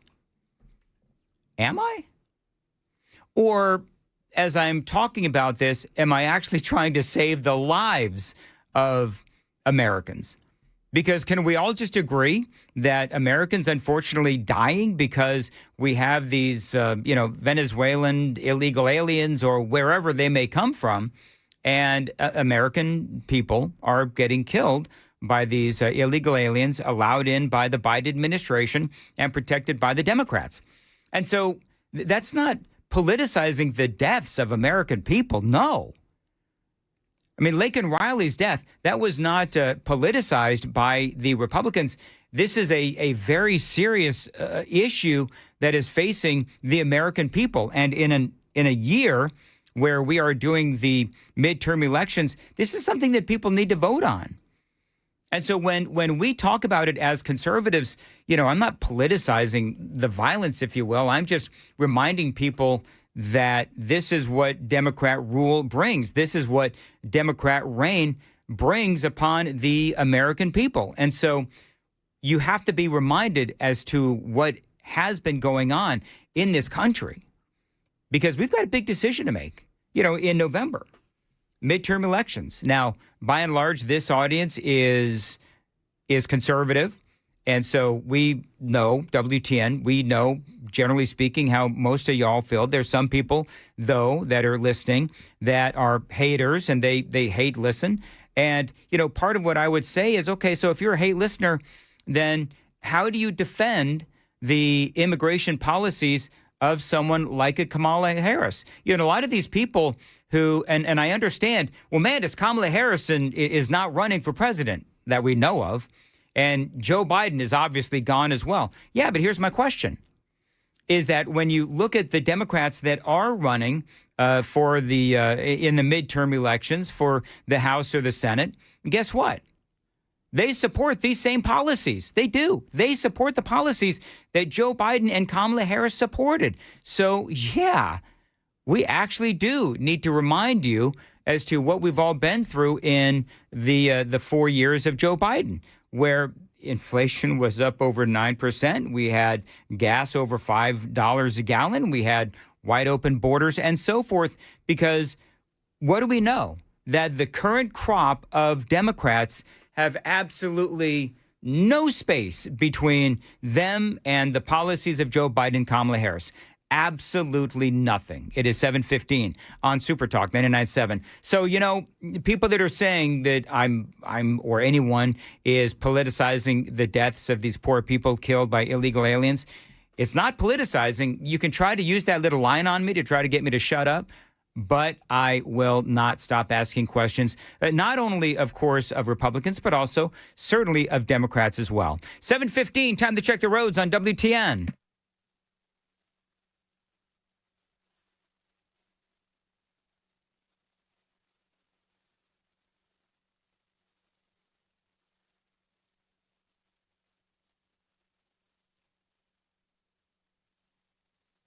As far as your weather goes, today it's going to be a nice day, mostly sunny, high of 80 degrees. Appreciate you listening to Nashville's Morning News, Super Talk 99.7 WTN. There is a lot of things going on this morning. We do have, let me see. I'm looking at CNN right now. Most likely House seat gain from the mid-decade redistricting. I'm trying to find out. Democrats are up plus 3 to 4 seats. Remember, we were talking about this, Joan, I don't know if you're listening, but we talked about this with Hans von Spakovsky yesterday, where today's the big day, where the people in the state of Virginia, they're going to be voting on this referendum. I want to make sure that I get this right. So the people of Virginia voting on the referendum to allow the Democrat-run state legislature to redistrict the state of Virginia. If the voters approve the referendum, then that means that the state legislature will redistrict the state of Virginia. Right now, it is six Democrats to 5 Republicans. Correct. In the House of Representatives. Yep. And if Virginia is allowed to redistrict, then ultimately it's going to be 10-1. 10-1. 10 Democrats insane. to 1 Republican in the state of Virginia. And what Harry Enton, because Harry Enton is on CNN right now, Dems likely gain from redistricting post-Virginia. They'll be up 3, and that means that the Republicans are going to be in a lot of trouble. I mean, that's essentially what this means.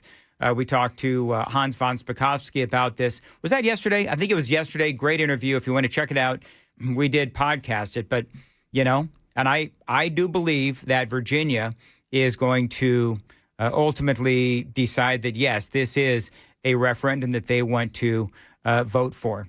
There is, and part of what we've been talking about is just how the Democrat Party is just sort of dissolving into this party of just vile hatred and disgusting things that I want to highlight for the next 3 minutes. There is a guy, speaking of the Senate, there is a guy running for Senate, and his name is Abdul El Sayed. And the highlight of this audio that I'm going to play, they talk about how this is audio and a video that will prove that there is no limit or no depth as to how low the Democrats will sink in order to torpedo the Republicans. So I want you to listen to what this guy says. He is going after J.D. Vance, but not only is he going after J.D. Vance, but he's also going after J.D. Vance's children. This is a guy, Muslim, running for the Senate in Michigan, saying reprehensible things about J.D. Vance. And by the way, untrue things about J.D. Vance and his wife and children. What do you think is going through Usha's head when he talks? She's like, damn, I have to sleep with him. This is, Joan, we have heard this before. It's amazing. From it wasn't the ladies on The View. It was, I don't remember, the redhead, Jen Psaki. I think it was Jen Psaki and some of these other leftist Democrats who were basically saying the same thing. Usha, blink twice if you need help. Right? Yes. Meantime, so stupid. Meantime, Usha is pregnant, and clearly she loves her husband. But this pregnant guy with number 4, with number 4. But I want you to listen to the untruths that this Abdul El Sayed is saying about J.D. Vance. What do you think is going through Usha's head when he talks? She's like, damn, I have to sleep with him.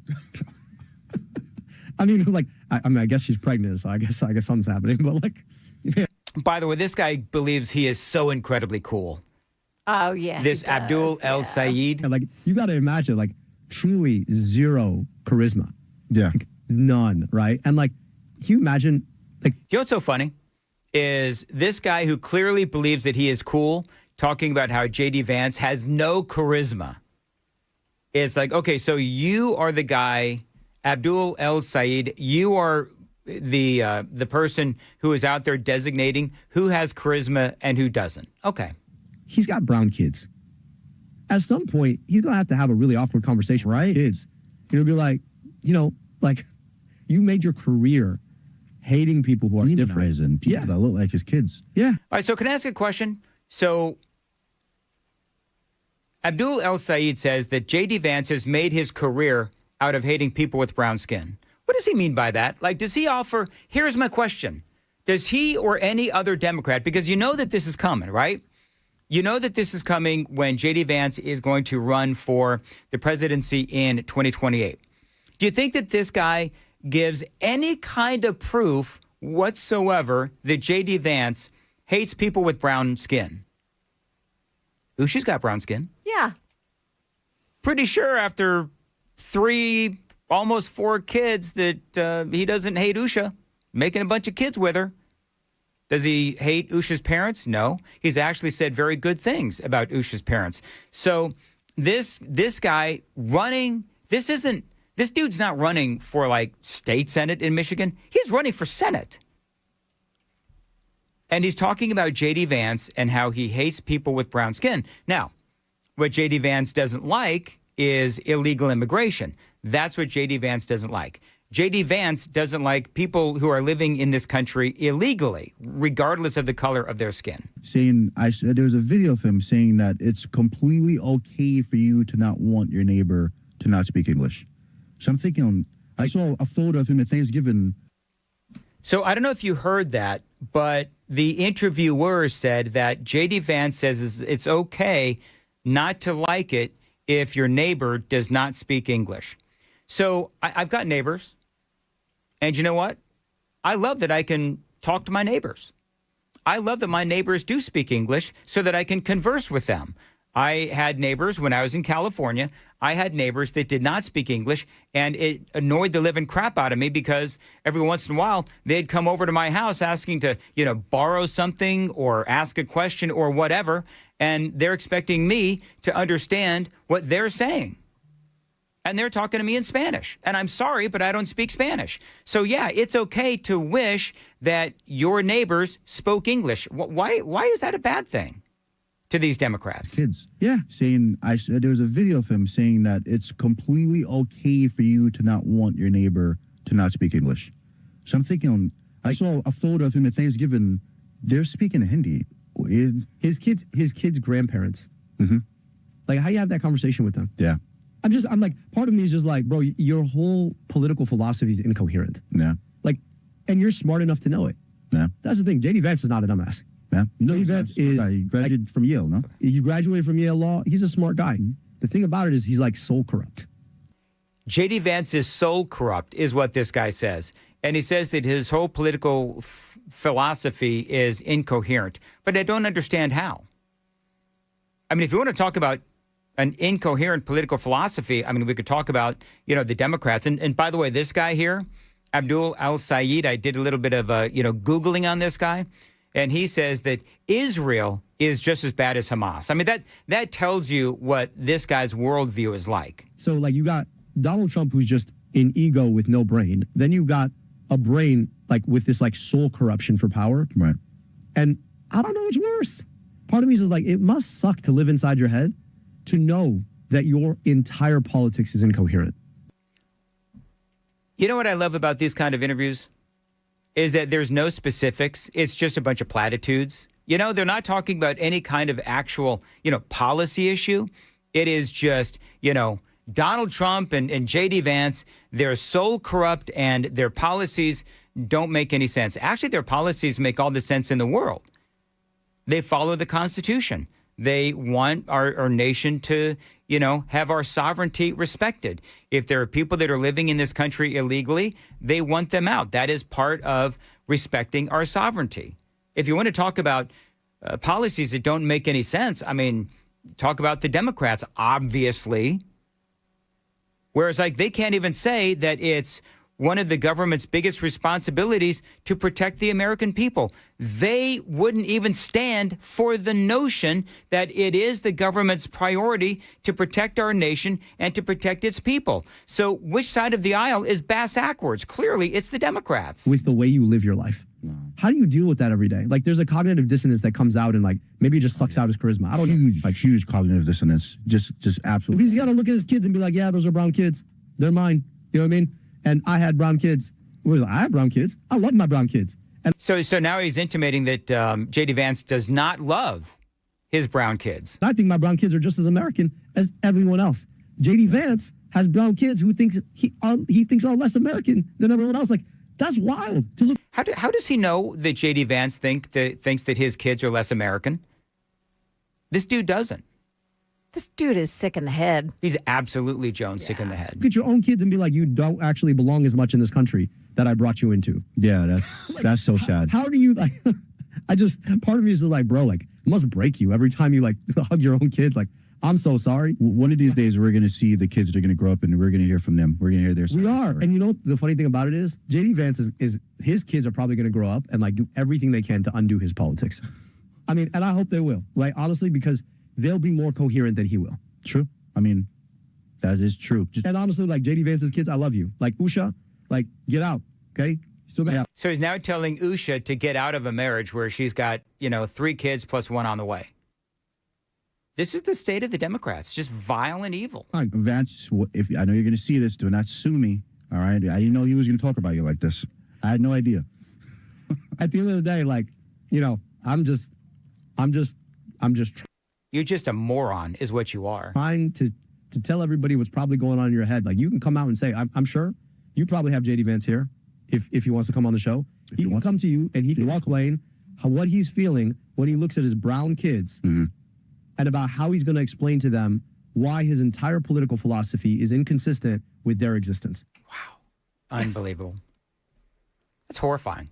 It really is. I don't mean to laugh, but I mean, they're so deranged. They don't even listen to themselves talking and hear how insane they sound. Well, this guy clearly enjoys the sound of his own voice, but, again, no real specifics, just a bunch of insulting platitudes. Anyway, 726, Nashville's Morning News. Jones got the news at 7:30. Joan. Yeah, coming up, the Tennessee Senate is pushing closer to regulating pharmacy benefit managers. Those are places like CVS. Also, just how close did those planes come in a near collision yesterday at BNA? Got those stories at 7:30 on Super Talk 99.7 WTN. Thank you, Joan. 727, Super Talk 99.7 WTN. Dan Mandis here, and you know how many times we can lose power, right? You've got ice, you've got storms, you've got snow, you've got tornadoes. But, there's one surefire way to get that power back on. That is a backup generator from the Generator Supercenter. My friends at the Generator Supercenter, they are the nation's #1 Generac generator dealer. Now, they do feature turnkey installation, certified electricians and plumbers, maintenance and service after the install, and a whole lot more. So if you've been thinking about a backup generator for your home, you've got to check out the Generator Supercenter. Now, let me tell you how it works. The power goes out in your neighborhood. The power goes out in your home. Well, your generator from the Generator Supercenter is going to turn your power right back on. So if you're one of the many families talking about a backup generator, talk to the pros at the Generator Supercenter. Another reason, by the way, to love the Generator Supercenter, their generators are made right here in the good old US of A. Now, they'll never leave you in the dark. Financing is available, and they are waiting for your call. Again, tell them Dan told you to reach out. 615-879-1952. 615-879-1952. Generator Supercenter of Nashville.com. Generator Supercenter of Nashville.com.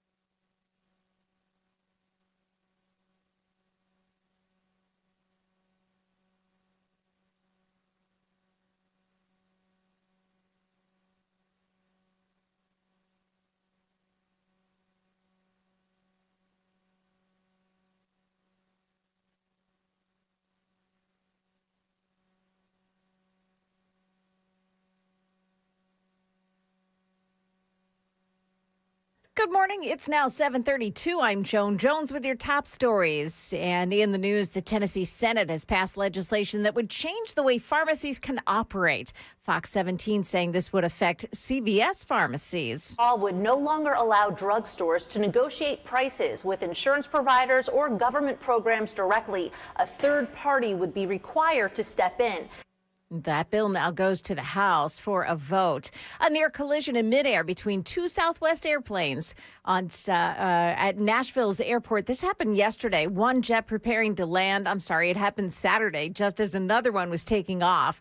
Now, the one in the air did a go around because of high winds and was told to bank right, taking it straight into the path of another plane. Alarms went off in both cockpits. Only about 500 feet separated them. 500 feet between two airplanes close to the ground, going fast, is very, very dangerous. Could be seconds from impact. ABC News contributor and retired pilot Steve Ganyard, he also says thankfully technology on board both those airplanes prevented tragedy. That's the latest news. Traffic and weather next. I'm Joan Jones, WTN News.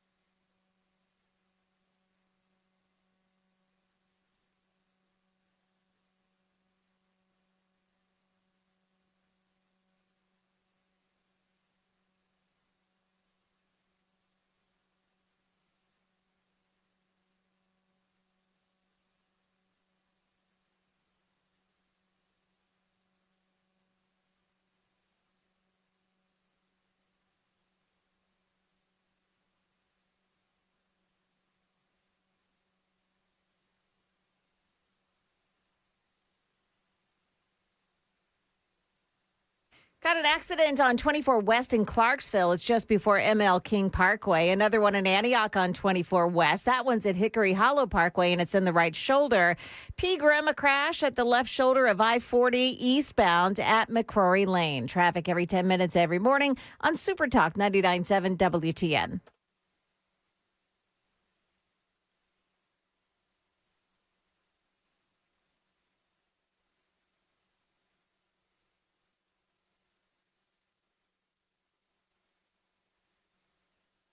.736, Nashville's Morning News, Super Talk 99.7 WTN.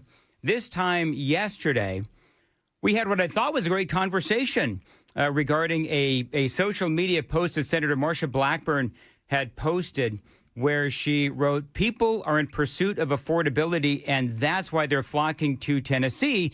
In Tennessee, she wrote, we welcome new families and businesses as long as they check the blue state policies at the state line. And it was interesting because, you know, people know that I'm from California, Jones from Maryland, and we, of course, checked our blue state policies at the state line. That's actually one of the reasons why we moved here and why we stayed here.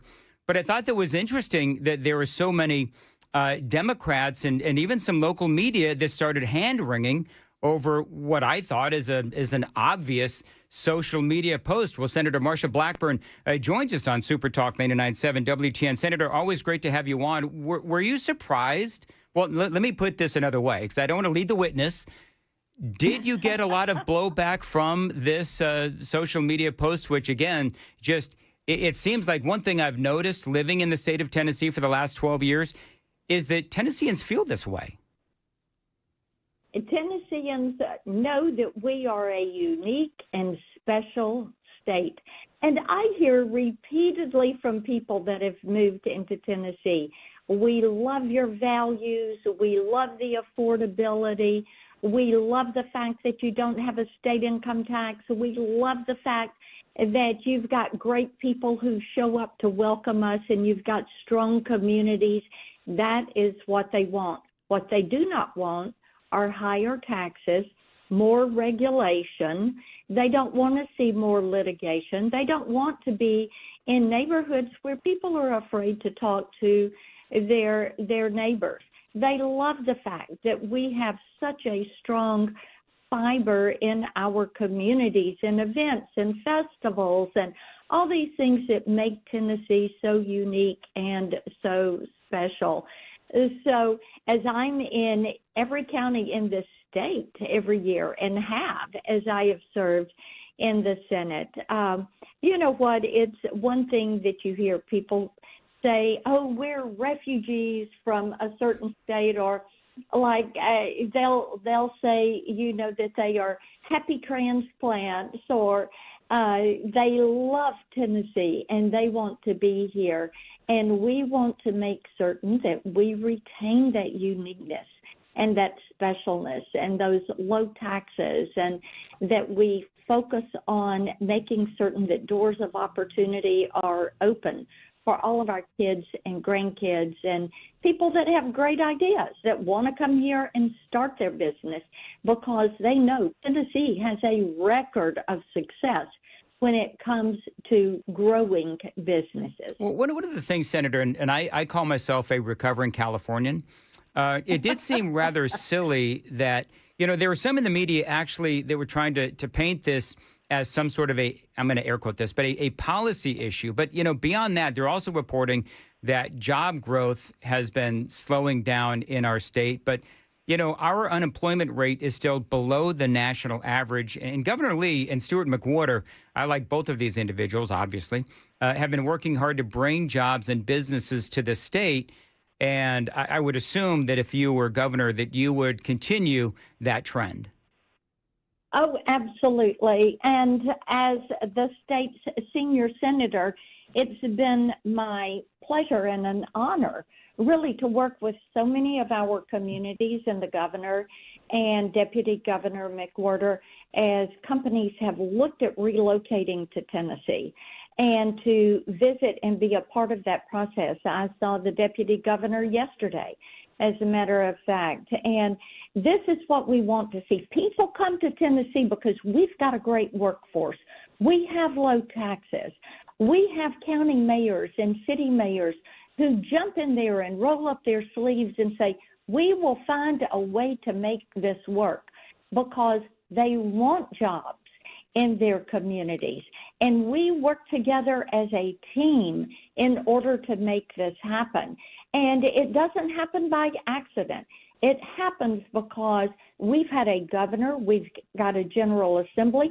Tennessee has been a well-led, well-governed state.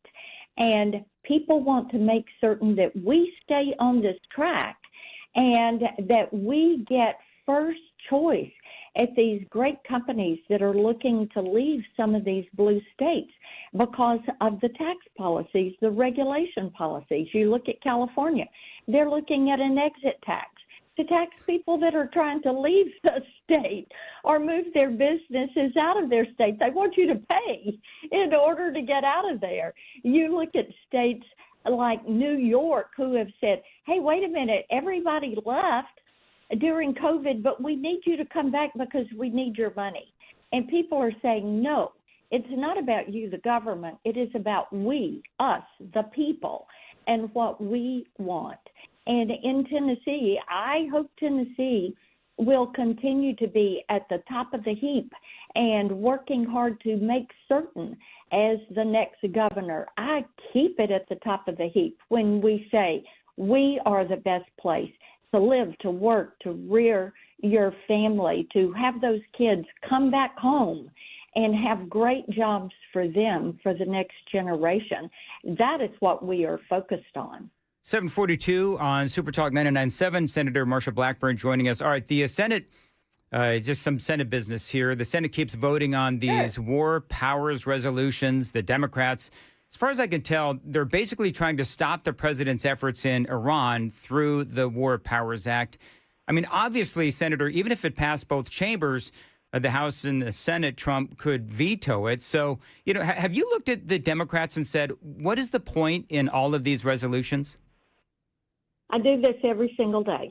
And the steering committee, which is the conservatives of the Senate, we had a meeting last night. Senator Haggerty and I were both in that meeting. Here's the thing. They've done this 7 times. They say they're going to do it every day until this war in Iran is over with. The president is within his right on this.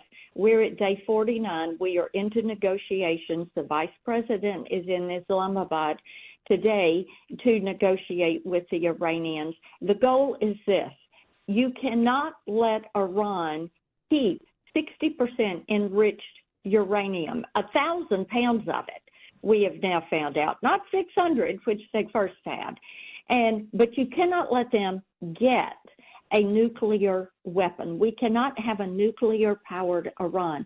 Plus, you've got to cut off the funding. See, Iran provides Hezbollah, Hamas, the Houthis, the IRGC, all of these terrorist organizations with about 90% of each of their budgets. So Iran is the funder in this, and you've got to cut off their ability to sell oil on the global market and to fund these terrorist organizations who carried out October 7th, and that was done by Hamas, and it is Iran who funded that operation. Senator, coming up, I saw a headline this morning. Senate Majority Leader John Thune is not going to pursue the Save America Act. I'm going to ask you for the latest coming up. Quick check of traffic on Super Talk 99.7.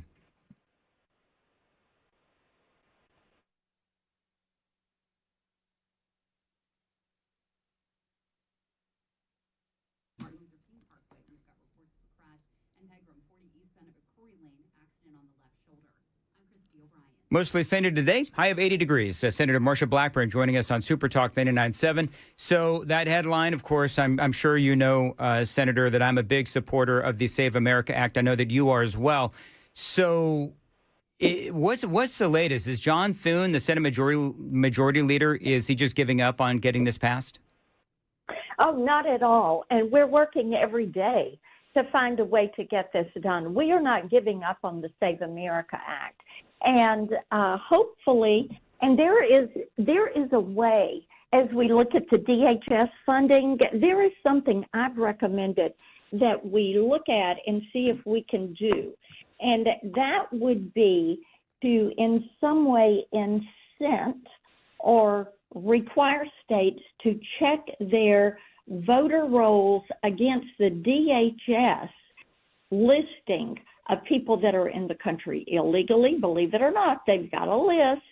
And people that are on visas, people that have permanent resident status, to be certain they are not on these voter rolls. Now, I've discussed this with Lindsey Graham, who is the budget chairman. I've discussed it with Senate leadership. That would be one piece of Save America, is to make certain that people who are in the country illegally are not going to be registering to vote. You know, this whole thing is just total common sense. And to my Democrat colleagues, I say repeatedly, why would you want to make it easy to cheat and hard to vote? Let's make it easy to vote and hard to cheat, and not let people that are in the country illegally register to vote. They have no business. You know, if you were to carry, Dan, if you carried their thought line forward, then anybody who came in on a temporary visa or a tourist visa or a student visa could come in and vote in our election. They could just say, okay, we want to go to the U.S. and be there at a time they're having an election and participate in that election. We do not allow that. There is no country that allows that. People in other countries show an ID to prove who they are. People who vote in elections are citizens, and I think it is vitally important that we make certain we know people voting are citizens. Let's respect one person, one vote. That has served our nation well. And as we celebrate our 250th birthday, we should be focused on what strengthens our nation. Senator, I'll go ahead and table the talk about, because it's been discussed ad nauseum about eliminating the filibuster and all of that. This is a bit longer conversation. I really want to get to this discussion. You're on the Veterans Affairs Committee. Veteran suicide continues to skyrocket. The president over the weekend has asked the FDA to fast-track psychedelic drugs for medicinal or therapeutic use. President Trump talked about how this could be life-changing for our cherished veterans. That is actually a quote. Obviously, there is a lot of research that needs to be done, but the thought of fast-tracking these kind of psychedelic drugs for medicinal use, is this something that you would support? What we know is very little about the executive order, other than Joe Rogan brought this issue to him, and then he went to both CDC and NIH, and then subsequently to the FDA about this to ask about what could be done. And a reclassification for testing is what we have understood his goal is, and to look at this for testing purposes. We should get further information on the Veterans Affairs Committee. We should get that information later this week as to how that is going to be structured and how it is going to roll out. When we get that, we will certainly be making that information available. At this point, we don't have any of the detail other than the fact that he wants to move it to testing and see what the results are, and then how this could be implemented and utilized. When you get more information, I can tell you WTN Nation is all about this because of how much it'll help the veterans. When you get more information, Can you keep us updated?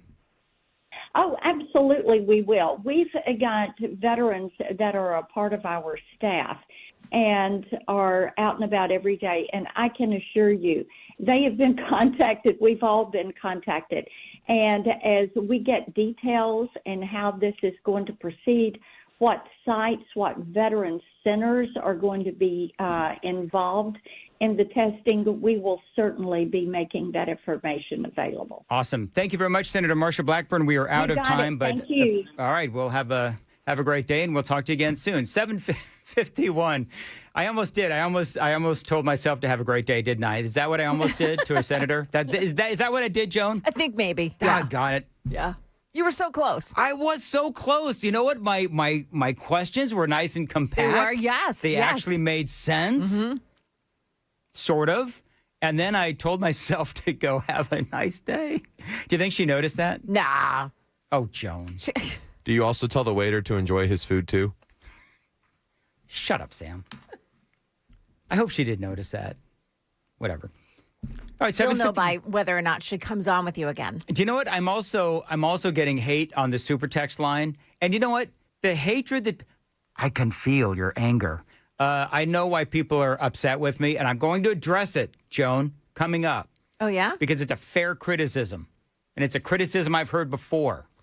Someday, Joan, I'll learn. We'll talk about that coming up. 7:52 on Super Talk 99.7 and Mark Spain Real Estate.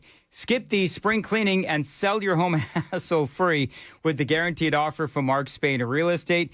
Dan Mandisiri, the spring real estate market is in full swing. Skip the hassle of listing your home on the market and sell on your terms with the guaranteed offer from Mark Spain Real Estate. No showings, no open houses, just a strong all-cash offer and close in as little as 21 days. Now, one of their clients, Caitlin, said working with Mark Spain Real Estate was so easy, and yes, they exceeded my expectations. It was a very competitive real estate market. They helped us accomplish our goals, Caitlin says. She also says I'd work 100% with Mark Spain Real Estate again. Now, Mark Spain Real Estate has been helping homeowners just like Caitlin sell their homes for 30 years. They've served over 72,000 satisfied clients. Don't worry about the inconvenience of selling your home. The guaranteed offer from Mark Spain Real Estate makes the home selling process seamless and stress-free.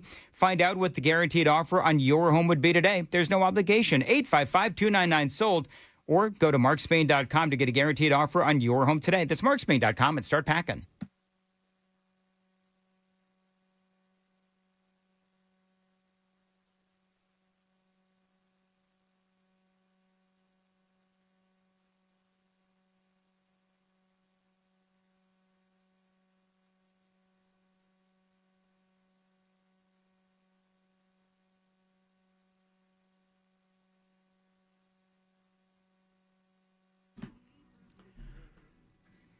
$7:53. Dan Mandis here. Low T Center is the original TRT clinic.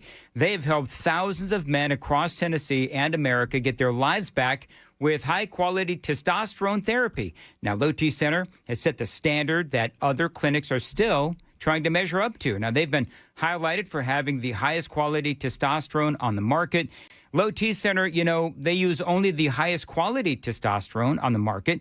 It is pharmaceutical-grade testosterone, never compounded, so you know exactly what's going into your body. At Low T Center, every single provider is board certified and experts in their field. They know the right questions to ask, the right things to look at in your charts, and the right tests to run to keep your TRT smooth and manage side effects. Now, Low T Center has a variety of peptides to help with healing, muscle tone, recovery, sleep, weight loss, and even hair and skin quality. So head on over to Low T Center and check out their peptide therapy programs. Right now, here's what they're offering. Free T-tests for men and hormone testing for women is just $99. By the way, that is a huge savings of about $200. They're also offering discounts on GLP-1 weight loss medications. Head to lowtcenter.com and book your TRT appointment today.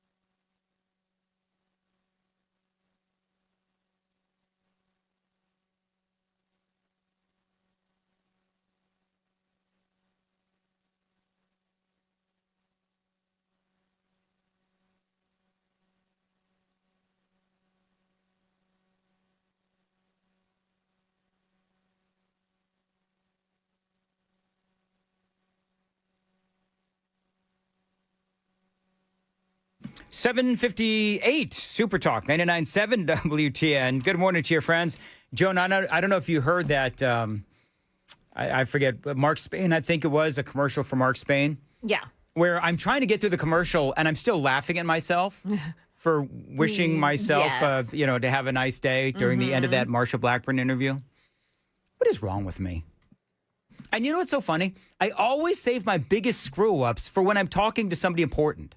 Well, see, the thing is, I never screw up listening or talking to you, Joan. It's always when I'm speaking to a senator. I don't think that's true. But the thing is that you don't take yourself seriously, which is really cool. No, I don't. We like that about you. I'm laughing. I'm literally laughing at myself. I hear feedback. I appreciate feedback. And by and large, I do like to implement the feedback that I do get on the super text line. This is where I'm being serious.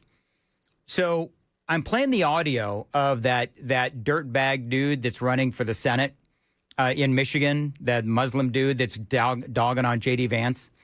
And people are complaining, and it's a fair complaint, that I spend too much time stopping the audio and then commenting on it, as opposed to simply letting it roll for a little bit more time. That is a fair complaint. I get it. I'm listening, Joan, and you and I are listening in headphones, so I'm able to capture the audio a lot easier than people listening in their car. So I hear the complaints. I'm going to adjust the way that I do it. I'll let the audio play for a little bit longer so people can hear the audio, and, we can just make it a little easier for people to understand the full context of said audio and video. I hear you when you complain. I hear you when you on occasion throw me a compliment. I hear you, and I like to implement everything that you tell me to implement, except the ones that tell me to F off. Those I don't like. All right, moving right along. 8 o'clock, WTN.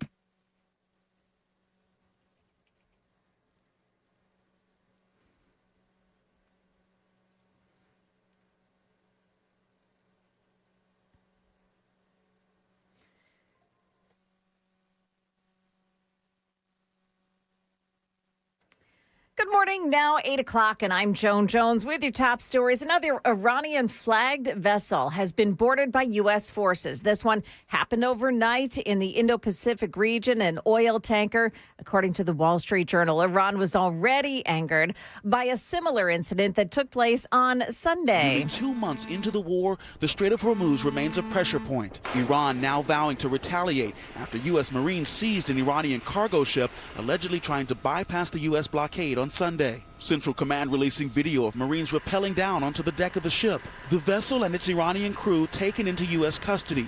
Marines searching the shipping containers on board. The ship reportedly had stopped in China and was likely carrying equipment that could be used by the military. ABC News foreign correspondent Marcus Moore. He's in Islamabad, Pakistan, where talks are set to get underway today.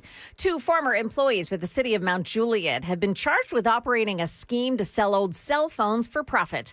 River Johnson and Marshall Taylor both worked in the IT department before they were abruptly dismissed last year. According to indictments for both Johnson and Taylor, they are accused of theft of property between $2,500 to $10,000 during June of 2022 and June of 2024. The indictments mention iPhones. Taylor was also accused of theft of money between $1,000 to $2,500. That's Kendall Ashman at News 2. Both men have bonded out of jail. A Nashville man's behind bars for what he posted online. Channel 4's Marius Payton reports Jerry DeBose II is charged with posting child pornography on X. According to the arrest report, the images were taken inside of his Bellevue home. Police say some of the victims were infants. Metro Police's Internet Crimes Against Children unit said they found more than 40 files on Jerry DeBose II online account. He's been charged with sexual exploitation of a minor. To Washington, where Kevin Warsh testifies before a Senate committee today. He is President Trump's pick to chair the Federal Reserve. He would replace Jerome Powell. Now, don't expect a yes vote from North Carolina Senator Tom Tillis unless the DOJ investigation into that whopping $4 billion Fed renovation project is over.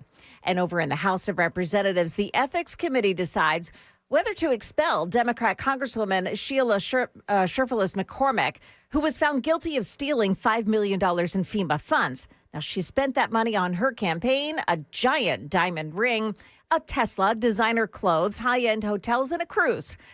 She's also facing a federal felony charge. Market numbers brought to you by Beacon Capital Management, online at beaconcm.com. Dow futures plus 237, the setup for a good day on Wall Street. That's the latest. Traffic and weather are next. I'm Joan Jones, WTN News.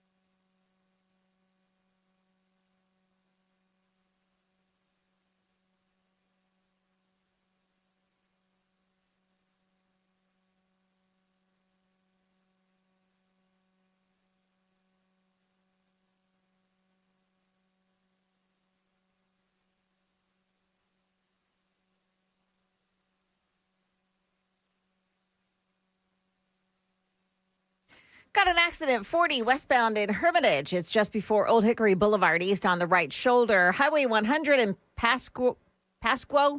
I guess that's how you say that, right at Pasquo Road. There's a crash as well. Gallatin Avenue in East Nashville. Watch for a crash at Seymour Avenue. And then you've got the left shoulder block this morning on 40 eastbound in Pegram, right at McCrory Lane. Another accident scene there. Traffic every 10 minutes every morning on Super Talk 99.7 WTN.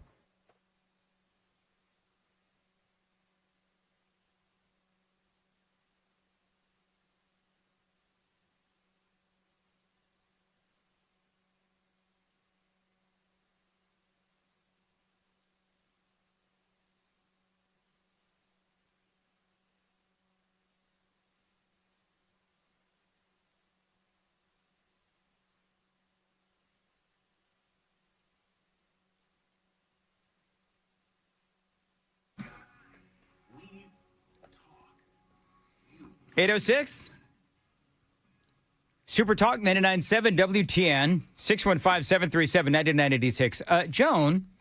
Yes. Is there some sort of a conspiracy theory with J.D. Vance where he has changed his name 3 times? No. There is 1422. And I think there's some others as well. Hey, Dan, why won't you cover the fact that J.D. Vance has changed his name 3 times? You know why 1422? Because it doesn't matter. Like, do you know the man's family history? I would change my name too.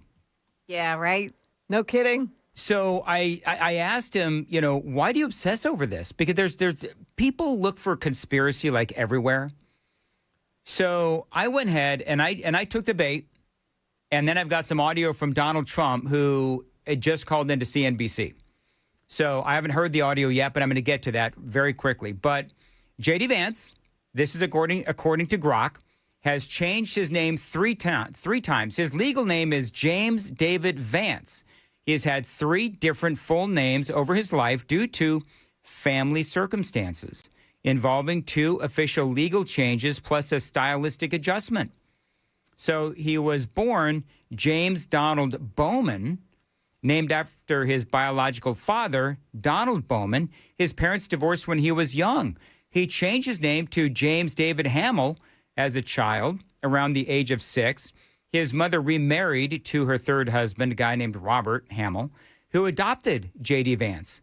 His mother changed his middle name from Donald to distance from his biological father to David after an uncle while keeping the JD nickname. This was a legal change tied to the adoption. And by the way, that's his mother who changed his name. Then he changed it to James David Vance in April of 2013 before graduating Yale Law School and about a year before his 2014 marriage. He legally took his maternal grandmother, Bonnie Mamaw Blanton Vance's surname to honor the grandparents who largely raised him and reflect the family that he felt connected to. He's gone by J.D. Hamill with periods earlier in life, including in high school, the Marines, Ohio State, and early Yale. And then in 2021, when entering politics, he dropped the periods to J.D. Vance, no dots, which I guess is stylistic preferred and so forth. But the bottom line is there's a reason why he's changed his name. And it's not scandalous. It's not scandalous, 1422. Get over yourself, man.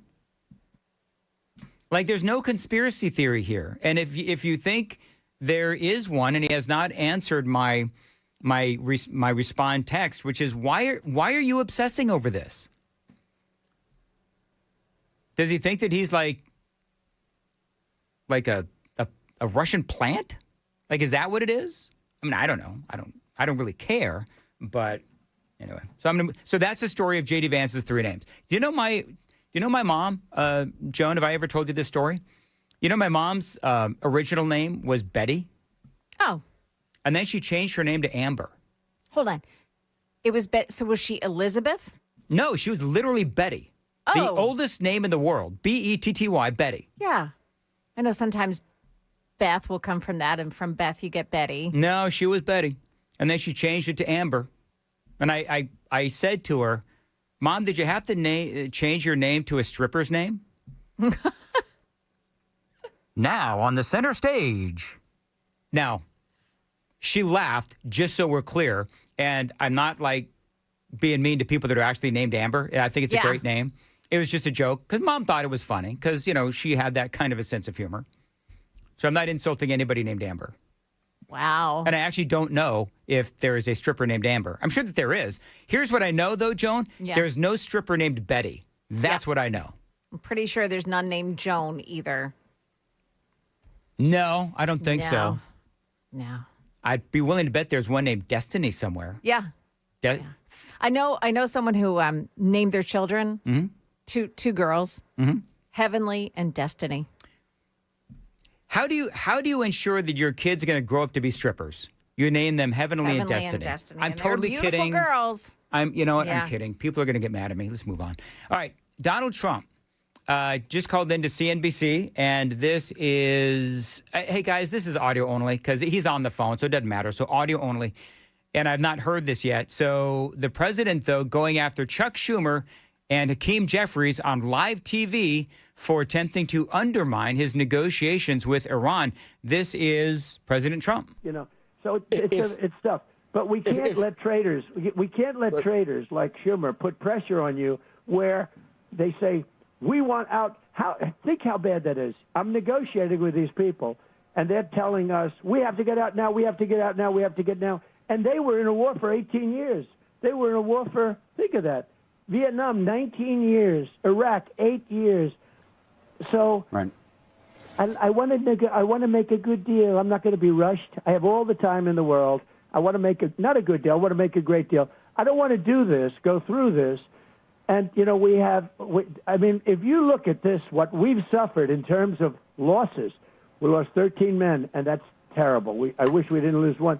But if somebody would have said, we've done this and obliterated that country, obliterated it, and we lost 13 men, people would have said, that's not possible to have done that. It's not possible. Right. So we've done a great job, and I don't want to be rushed by people that are really treasonous as far as I'm concerned with it. So, Joan, he is calling Hakeem and Chuck Schumer as treasonous for, you know, basically trying to undermine what he is doing in Iran. Yeah. And it's just, you know, I watch this low IQ guy, Hakeem Jeffries. He's a totally low IQ person. And he's always ranting and raving, oh, this war is so terrible, terrible. They shouldn't be saying that when we're in the midst of a negotiation because it does hurt us somewhat it gives the other side some hope, and I don't want them to have hope. So that is part of Donald Trump and his call into CNBC. And again, I have not heard all of this. Let's see here. President Trump also, what time is it? 8:13. President Trump also confirming that Iran is lying, publicly lying. And so this is what the president said. Been killing a lot of soldiers, a lot of our soldiers, and a lot of other people. They've killed 42,000 people over the last 2 months. And, you get to a point where people don't want to mention that. They don't like mentioning that. 42,000 unarmed protesters, innocent unarmed protesters, many of them hung. So we're not dealing with the nicest group of people, but we're dealing with them very successfully. And the blockade has been a tremendous success. They said 2 days ago, we will open the strait. I said, no, we're not going to open the strait until we have a final deal. No, we want to open the strait. They said, we're not opening. We totally control the strait, just so you understand, for all the fake news out there. So that is President Trump. And let me see if there's any other Iran-related audio. I don't see anything. I know that I saw a headline on CNN that said that Donald Trump told CNBC that the war will be over soon enough. He says very certain, he's confident that these negotiations are going to continue to do well. Let me see here. All right, I've got a couple more audio bites to play. I've not heard this, obviously. This just happened literally minutes ago. Right now, though, it is 8:15. Time to check the roads on WTN.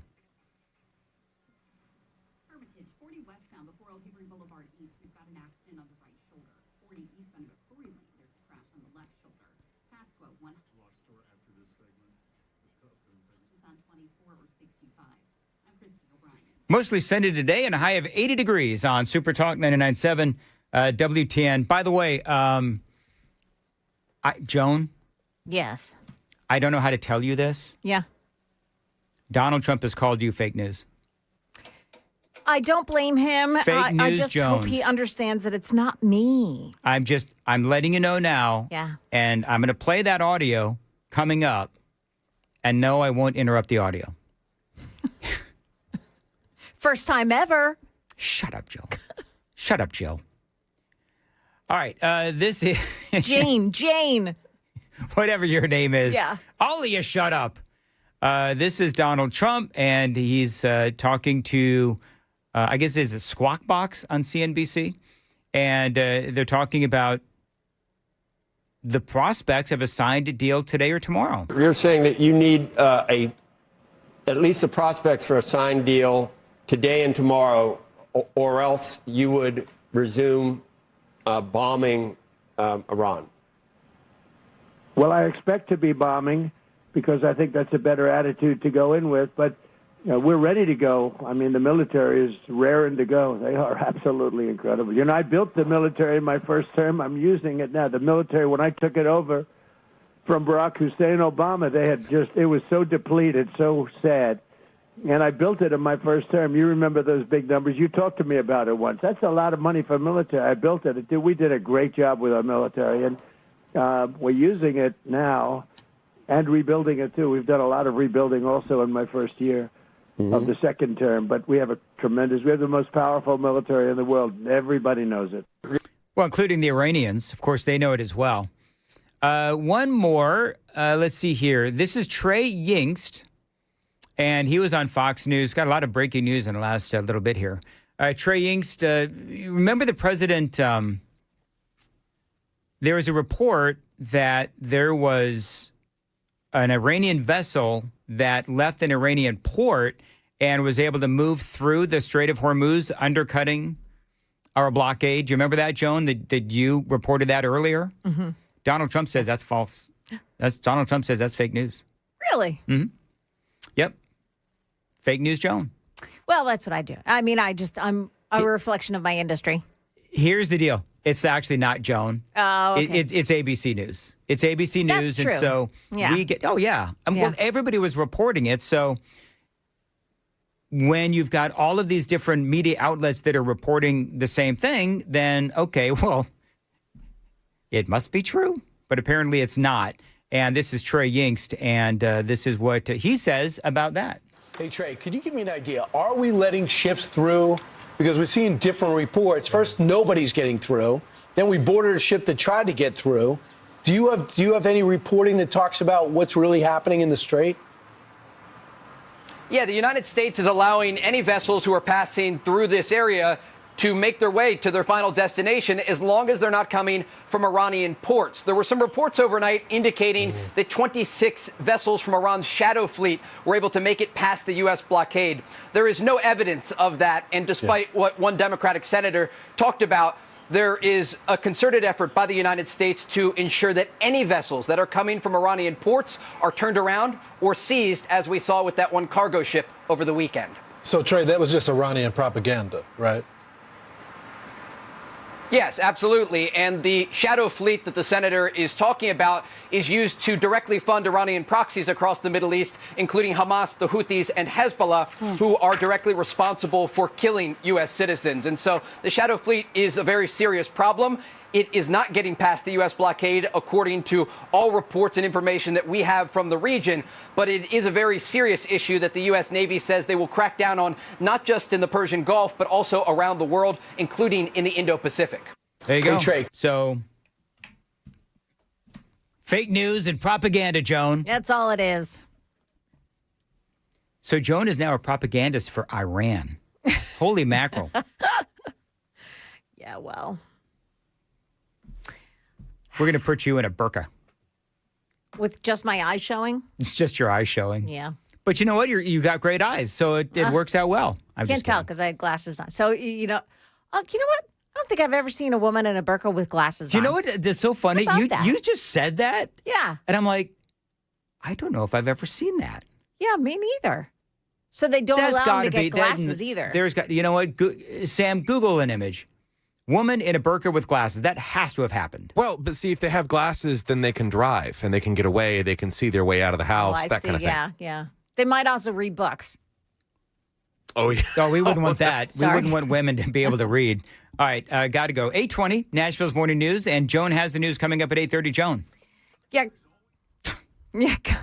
Coming up here, Nashville police ask for the public's help in finding a woman who's gone missing. Also, a man in the country illegally has been charged with using a sledgehammer to kill a coworker. That's a horrifying story, and it's coming up here at 8:30 on Super Talk 99.7 WTN. 8:20, Super Talk 99.7 WTN. Dan Mandis here for my friends at the Glock stores. Saturday, May 30th, folks. It is their all-important open house. I love these Glock store open houses. They are huge. Now, if you want to try to win something with their raffles, you can do that. You can enter the raffles. You can get some great food from the food trucks. They've got great deals on guns. They've got great deals on ammo. They've got terrific vendors as well. They've got speakers. So if you want to go to the Glock Store's open house Saturday, May 30th, I'm going to be there. Murphy Show is going to be there, and Chris Hand. We're all going to be there. So come on out. Say hello to us. You can bling out your gun as well. And they've got all kinds of, again, ammunition, firearms, accessories, all of it at great prices. And so you want to check out the Glock store anytime, day or night, online. It's glockstore.com. It is shoot270.com. Now, remember, this is where I buy all my guns, all my ammunition. I've done all my training as well at the Glock store. You need to check them out. And again, don't forget, Saturday, May 30th, come say hi to all of us at the Glock Store's open house. Check them out, shoot270.com and also glockstore.com.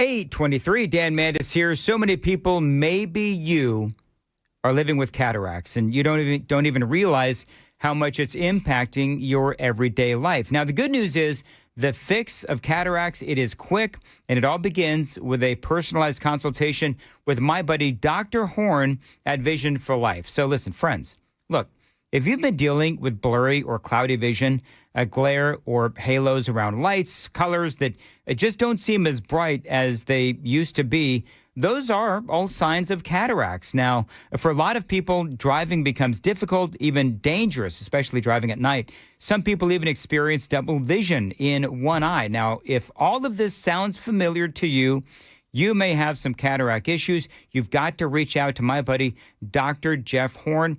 He was able to fix my vision. He can help you as well, because this is not something that you've got to live with. No. Cataract surgery these days, it is fast, it is painless, and the results can be truly life-changing. So don't wait. Call 615-436-2020 and talk to Dr. Horn. 615-436-2020. Find them online, visionforlife.com, to schedule your cataract evaluation with Dr. Horn today and find out if you qualify. 615-436-2020. Find them online, visionforlife.com, and start seeing clearly again.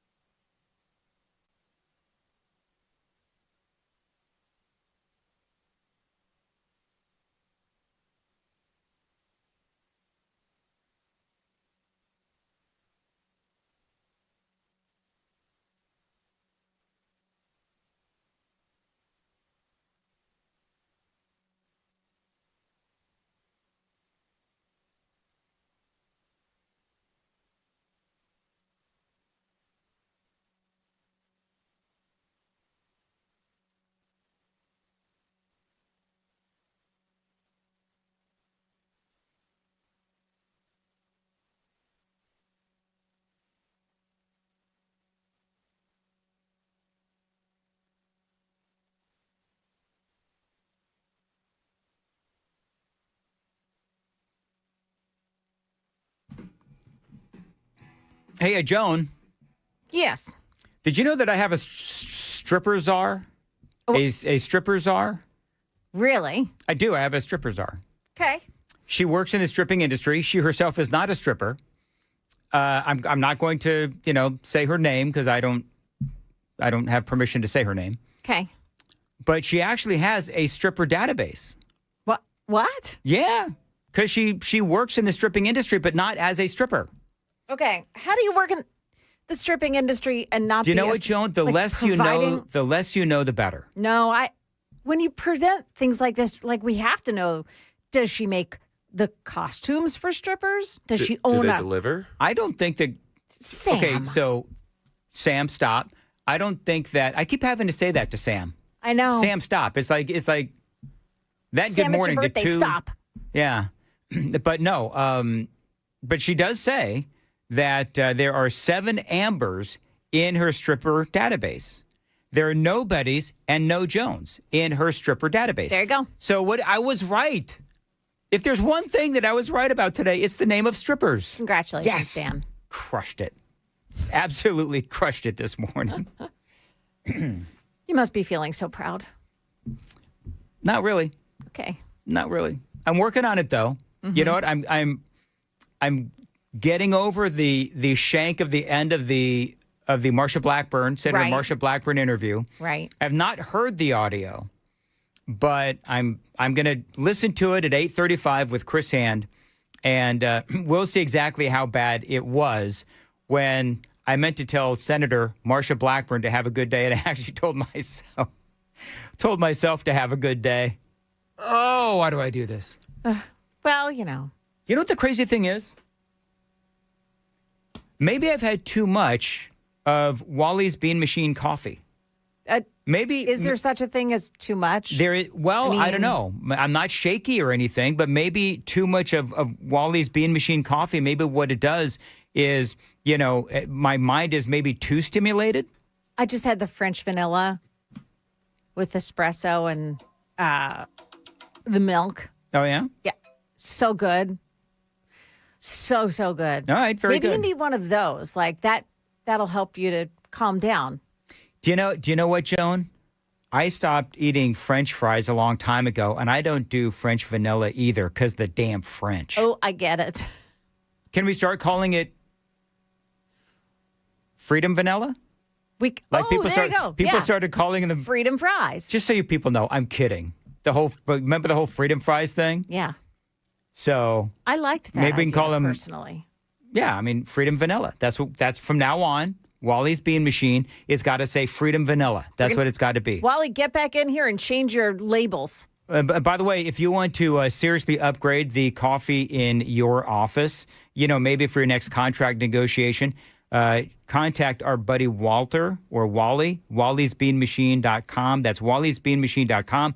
And if you want to just send him an email, tell him Dan told you to reach out, wallysbeanmachine@gmail.com. It is 8:30 on Super Talk 99.7 WTN.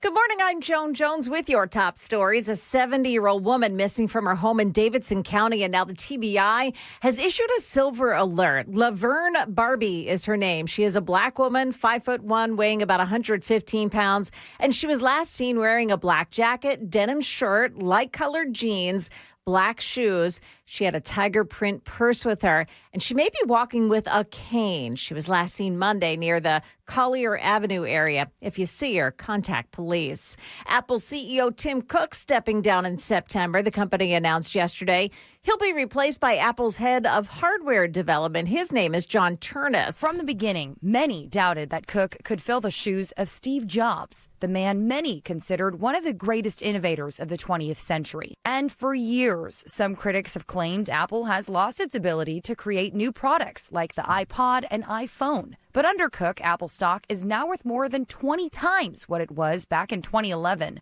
And the company is the top seller of smartphones and tablets in the world. ABC's Hannah Battah, a horror story out of Texas where a man who is in the country illegally is charged with beating his coworker to death with a sledgehammer. He illegally entered the U.S. in 2023 and was released back into the country by the Biden administration as an unaccompanied minor. The suspect, a 19-year-old from Venezuela, was reportedly found driving around in the victim's vehicle when he was finally arrested. An acting ICE field office director in Houston called the alleged murderer a savage attack by someone who, quote, should never have been allowed into the country. That's Todd Pyro at Fox News. That suspect is 19 years old from Venezuela. Market numbers brought to you by Beacon Capital Management, online at beaconcm.com. Stocks just beginning to trade. Things are starting off In the green this morning, Dow Jones Industrials plus 266. We've got the NASDAQ up 9 points. S&P is up 9 points. A check of oil at this moment. Brent crude is down just a bit, though, down to $95 a barrel. That is the latest news. Traffic and weather next. I'm Joan Jones, WTN News. 8:32, Nashville's Morning News on Super Talk 99.7 WTN, the Wellness Institute of Nashville. My buddy Dr. Kevin Mitchell, they've got a great deal for you right now. 47% off non-surgical spinal decompression. Check them out online, painisbad.com. Phone number is 615-246-5009. 47% off non-surgical spinal decompression. Now, that is what I did. When I first got here to Middle Tennessee, I had all kinds of back and neck pain. Went to Dr. Kevin Mitchell. Actually heard a commercial just like this one. And I went to go see Dr. Kevin Mitchell, fixed me right up with some of that non-surgical spinal decompression. If you've got back or neck pain, if you've got sciatica, slipped or bulging spinal discs, herniated discs, spinal stenosis, numbness or weakness in the arms and legs, fingers or toes, well, they can fix you right up at the Wellness Institute of Nashville. They've got all kinds of other technology as well. They've got robotic lasers, anti-gravity machines, cryo machines, stem cell stimulation machines, all at the Wellness Institute of Nashville and Dr. Kevin Mitchell. Now, don't forget, 47% off non-surgical spinal decompression. That phone number is 615-246-5009, 615-246-5009. Find them online anytime. It is painisbad.com. That's painisbad.com.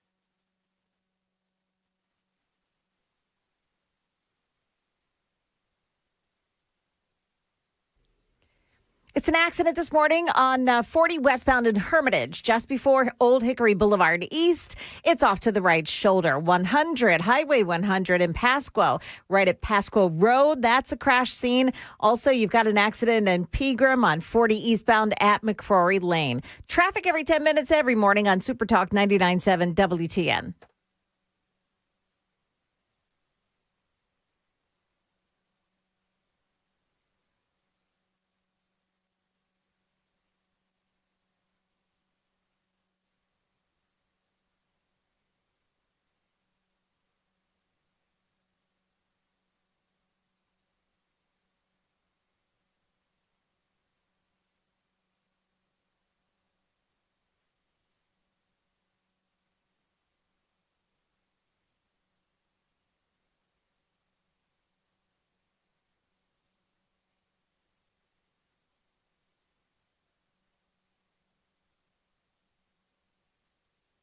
.836, Nashville's Morning News on Super Talk 99.7 WTN. Super text line is open, 615-737-9986, 615-737-WWTN. Joan, you'll be happy to know that one guy is going to, I think it's a guy, I don't know, But somebody Don't said assume genders, bigot. somebody said that they were going to become a stripper, and their stripper name was going to be Dan Mandis. Oh, let's go. So yeah, I said I'm sure you'll get plenty of tips. I'm sure. Just the tip. I'm sure that there has been plenty of male strippers named Dan. Yeah. Oh, I'm sure. Dan the man. You know what? Well, first of all, there's not a lot of male strippers. Is there a lot of male strippers? Dan and his Mandis. Oh, the getting's good if you can get it, I would imagine. You've got to put a little pause between man dis. Dan and his man dis on the center stage. Whoa. Whatever. Stop it. Dancing to Motley Crue. It would be Journey. Hey, can you name audio up? Can you name this artist, Chris? I'm gonna get mine also. Do you know who that is? You certainly do. Do it one more time. I'm gonna get mine also. Is that Wanda Sykes? That's my reaction too. Is it Wanda Sykes? It's not. I played this. How do you not know? I'm gonna get mine also. Kamala Harris, man. No, it's not. That's Kamala Harris. No way. Yeah. Was she in front of a black crowd? Is that what was going on? Yes. I'm gonna get mine also. Mm-hmm. She was also in front of probably some rum. Mm-hmm. Or maybe some, I don't know. What do you think? It cracked me up yesterday because, Kash Patel's suing The Atlantic because they said that he was always drunk. And I'm like, where were you guys when Kamala Harris was the vice president? Oh, my goodness gracious. I know, you're right. 3 a.m. Doritos runs with Dougie. I'm gonna get mine also. No one got sued for defamation for alleging the cocaine in the White House was Hunter Biden's. True. Just saying. Well, it's because nobody wanted to do the discovery because they discovered that it was Hunter's. Did you hear what I did earlier? No, what'd you do? At the end of my Marsha Blackburn interview, I've got to get to the right place. Here it is. All right. So at the end of my Marsha Blackburn interview, which went really well, because you know how for whatever reason, I always screw up the Marsha Blackburn interviews. Right. I don't know why that is. I've been well danned by the senator. I can't believe she still comes on. I'll tell you what. So I shanked the ending. I meant to tell Marsha Blackburn I meant to tell her to have a good day, and I actually told myself to have a good day. So I have not heard. No, you didn't. That's. He did. I did. I hope I have a good day. Something like, I don't know. So here's what happened. I don't know exactly what I did, but. You knew Senate Republicans aren't really getting anything done, so you didn't want to wish her a good day? Is that what was the issue? That's what it was, sure. Like, subliminally deep underneath the surface? She'll know. So this is what it sounded like. Hopefully this is going to play. Senator Marsha Blackburn, we are out of time, but Thank you. All right, we'll have a great day, and we'll talk to you again soon. 7:51. I almost did. So no, I sounded like I got that right, didn't I? Get that we'll have a great day. Is that what I said? Yeah. Senator Marsha Blackburn, we are out of time, but Thank you. All right, we'll have a great day, and we'll. You know what I meant to say? Have a great day. I did. Okay, so here's what happened. Dan's thinking, all right, this interview's over. We'll have a great day. You know what's so funny? Is that what was going on? No, what happened was, this is so funny, actually. It's all coming back. I was so excited that I didn't shank the interview that then I shanked it in the final couple seconds. But here's the thing. Self-shanking sabotage. Well, you know what? Part of it was that she was very outwardly friendly at the end of the interview, and I think it threw me off. Senator Marsha Blackburn, we are out of time, but thank you. All right, we'll have a great day, and we'll talk to you again soon. She's handing the phone to a staffer. I almost did. I almost told myself to have a great day, didn't I? Is that what I almost did to a senator? Is that what I did, Joan? I think maybe. Got it. There you go. Got it. It just makes me want to see you in action at a restaurant. Like I said earlier, you're probably the kind of guy to tell the waiter to enjoy his meal. Amy orders for me usually. My kids have been roasting me lately.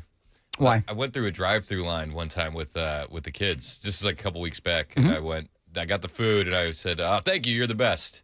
My wife went, "Really? You're the best?" And now I can't go through a drive-through line without my sons behind me going, "What are you gonna say, Dad? You gonna tell them that they're the best?" I'm like, "Oh my gosh, these kids." Why would you tell somebody you're the best? That seems a little. That seems a little over the top. I was just, I don't know. I wasn't thinking. You've never even said to me I'm the best, and I hired you. There's reasons. But I think I was getting coffee or something, and I was very excited about it. And I said, "Thank you, you're the best." Oh, coffee's an exception. If you're handing me coffee, you are the best in that moment of time. Unless it's commie coffee. Unless it's commie coffee. But we don't do that anymore. We got Wally's beans. Exactly. We do. I have not. Soon to be featuring Freedom Vanilla. Ooh. Did you hear my stupidity on Freedom Vanilla? We have to do Freedom Vanilla. So nobody likes the French. Oui. It's right down the hall. If you need to go, we can. Not me that's running out of here normally. So yeah, Joan said she had French vanilla, and I said I don't like the French. We have to call it Freedom Vanilla. I love it. Fart in your general direction. Anyway, so there you go. Or Victory. Somebody said Victory Vanilla. We I could like do that. Victory Vanilla. Alliteration is. I'm a fan. Are you a fan of I can't even say it. Alliteration. Alliteration. That's what I meant. That's what I said. Authoritarian. Oh, okay. I think alliteration is the best. Do you know what I love about Sam? You know what I love about Sam? Actually, nothing. No. I don't love anything about Sam. You're doing this on his birthday? On his birthday, really? You would do that? Did you even wish him a happy birthday? I gave him 2 shut-ups today. Where's my third? To celebrate. Well, right there. Shut up. For his birthday. Shut up. Happy birthday, Sam. Happy birthday, Sam. Sam is 45. Congratulations. I feel like I look it sometimes. Well, you do, actually, all the time. Oh. Because he gets up in the morning. Yep, the morning show will age you. It does you. Let me It tell you does it to something. you. The morning show will age you. And we're talking about how when I was, because he's just turned 30. When I was 30, I looked good too. And now look at me. You look even better, Dan. Actually, I don't. Chris, nobody paid you to say that. No, have you seen old pictures of Dan? He looks great. Yes, I accidentally stumbled Dude, across you had a them. glow up, my man. Yeah. Exactly. That's what the kids call it. What are you saying? A glow up. A glow up. You had a glow up. I had a glow up? Yeah. I don't understand what you mean. Scally Cap Dan is much cooler and better looking than previous versions of Dan that I've seen on the internet. Oh, when I had the best part was when I had the receding hairline and the mullet. That was Oof, how sexy is that? not Party in Right. the back, IRS audit in the front. Did you wear white New Balances with your khakis? With grass stains on them? I don't know. Probably. Well, if it was something nerdy, I probably did it. Going to be honest.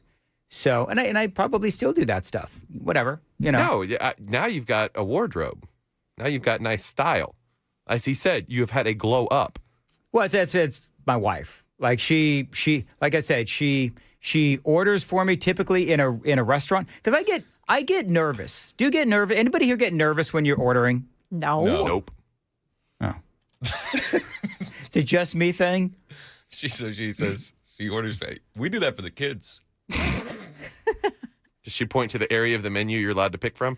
No, but Get you the crayons and the little coloring does book. she lean over and say, Dan, you're under 12?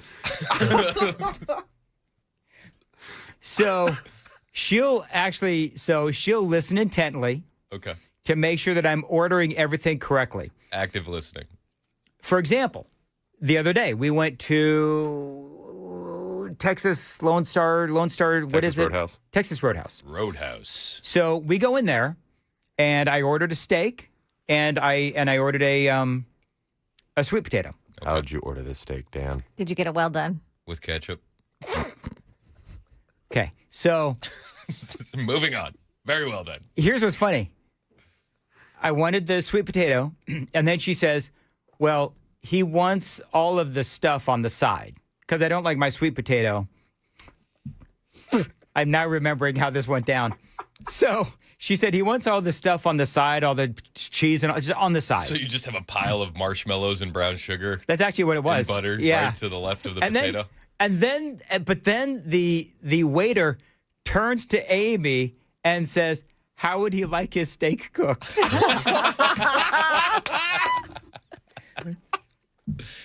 And she says, medium well. Okay. I'm now ordering my steak medium well because of the pressure put on me by all of the people in my life, including my wife and my coworkers. Oh my gosh, you You have your steak cooked well done. You might as well go chew a tire. It's like, well, we did Steak of the Union. It was so funny because I said, I want, I get my steak well done with ketchup. And I said, just kidding. Only commies do that. And then it literally jumped to Dan. He goes, I like my steak well done. That's exactly right. I had no idea that was going to happen. That's exactly right. Let's see here. Whatever. I'm going to, a good wife smooths a man's rough edges, says 61.99. I think if there's one thing that defines me, it's rough edges. Me with the bubble baths and all that stuff that I do. This is a bad boy. He's got a living mean on streak. He's got his bubble baths and his scratchy patties. Exfoliate. Exfoliating. I don't exfoliate. That's not then what what's I the do. point of a bubble bath if you're not going to exfoliate? Do you know what? If you have to ask, you just need to experience it for yourself. That's all I'm saying. You know what? Give yourself a bubble bath for your birthday. I don't fit in my tub in my house. Well, that's a you problem. I know. Gosh darn it. Being over 6 feet tall really sucks sometimes. No, whatever. Whatever. Anyway, so there you go. Did you hear that Apple's CEO stepped down? Tim Cook. Tim Cook is out. Yeah, what happened? That was awfully sudden, actually. I don't know. Was it? I don't know. I don't really pay attention to the tech stuff, but I did pay attention to the True Social post from Donald Trump. What did he say? Lord help us. He said, when I got the call, I said, wow, it's Tim Apple Cook calling. How big is that? I was very impressed with myself to have the head of Apple calling to kiss my ass. Anyway, he explained his problem, a tough one it was. I felt he was right and got it taken care of quickly and effectively. Wow. Interesting. I just like the line. How awesome is that? You got to love Trump. CEO of Apple calling to kiss my ass. I was very impressed with myself. You know, if there's one thing that we know that Donald Trump is really good at, I've noticed this all the years that we've covered Donald Trump. The one thing that he's really good at is not being modest. I think he's the most humble president we've ever had. And in fact, I think if we asked him, he would tell you he's the most humble, and nobody's more humble than him. I'm the greatest at being humble. Ever. It's what I do. You don't do a Donald Trump. I do a terrible Donald Trump. Now, what I do right when I do Donald Trump, I could do the accordion hands. The accordion hands. That's something. Well, I've been known to do accordion hands myself from time to time. So wow, look at the hands. Look at the hands. My hands are big, not like Marco said. I can't do it. I can't say I can't. Joan, can you do a Trump? I cannot. No. Rubio has little hands, but they can hit the big red button. Dan Mandis is the most humble host on this radio station. There's a reason why, because he sucks. Oh, Dan. What? He's my favorite. He should be your favorite. Some people say he's got questionable takes. Those people are very stupid people. I would not listen to those people. I'd listen to Dan Mandis. You know what's so funny? He goes from, did you notice this, Joan? He goes from like Donald Trump to like an Indian. Yeah, there's something. Did you notice that? He's rolling his R's or something. Yeah, it's like you go from the White House to a 7-Eleven. Jesus. All right, Joe Biden. What? Way to go, Dan. I didn't say anything. Jeez. I was going to go with something a little bit more topical, like a ship in the Strait of Hormuz. Sup on Navy, sup on Navy. It's a good thing we have all those H-1B visas. Hey, by the way, did you see Lori Chavez DeRemer has stepped down? Maybe we can finally get a labor secretary that prioritizes American workers. Wouldn't that be dope? So what is you know what? After she was brought on board in the Trump administration, I never heard her name again. She's never done anything. Was there something weird with her husband texting a young girl? What? I heard that somewhere. I could be all wet. What is it? You could be what? All wet. I could be all wet. What does that mean? It means I could be full of it. Oh. I could be wrong. I've never heard that expression. You've before. never heard I could be all wet? Joan, have you heard I could be all wet? Yeah, I have. There you go. Well, Joan and I are... It's of a certain age. Well, Joan is of a certain age. I know that she's got a lot of scandals behind the scenes. Oh, does she? There's an alleged relationship with a subordinate on her security detail. Oh, boy. There's claims that she misused taxpayer resources. And they're very Megan Barry-like. And workplace misconduct / toxic environment. Not for the guy she was hanging with. No. Reports of unprofessional behavior towards staff. Hostile work environment. Oh. Except for the guy she was with. Well, I'm just going to keep going. It feels like one of those training videos that we get from Cumulus. Yes, it does. So her husband Dr. Sean DeReamer is a Portland-based anesthesiologist and high school sweetheart of her high school sweetheart. He was barred from the Department of Labor. Remember this? From the headquarters in early 2026 following allegations of sexual assault and inappropriate touching of female staff members. What in the world? Yeah, he was, whoa. So good riddance to both of them. Yes. This was a really bad choice. Every once in a while, Trump makes some really rotten choices. Did the women say, don't give me no lines and keep your hand to yourself? I don't Hands to know, yourself? think No, that. I know they said that to Hunter Biden. So, okay. So the investigation ended in February.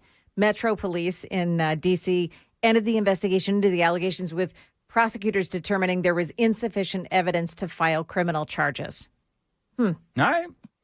So there you go. My curiosity would be, how did that get through all of the vetting? Yeah. Seriously. You know what I mean? Like, that's the amazing thing. So, yeah. Is there anything new on Kristi Noem's husband? Like, are they still married? Have they gotten divorced? Like, the whole thing with the big bosoms thing? No, it's going to. Even though you see it every single day in Daily Mail, there's a picture of her husband with big bosoms. I can imagine not being able to go on the internet and not seeing yourself with big bosoms because like they're all the time. Every time you log on, it's got to be very deflating for him.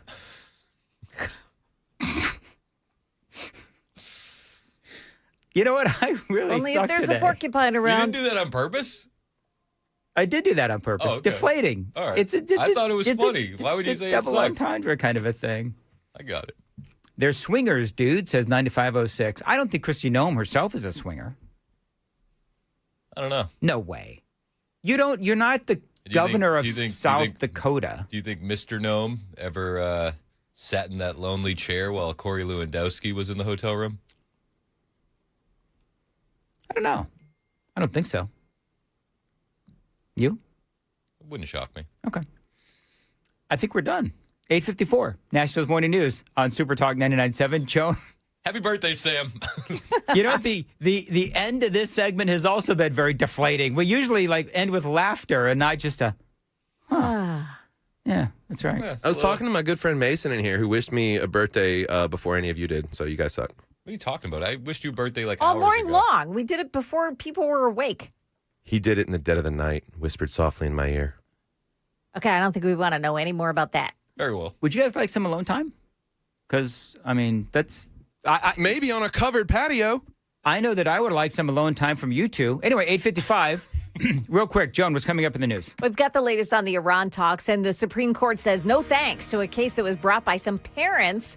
Those stories at 9 on Super Talk 99.7 WTN. By the way, Chris, if you'd like to, people taking note, 9506, word of the day, bosoms. So if It was on the calendar this morning. Was it on the calendar? The word of the day calendar. So I will challenge every other host on this radio station.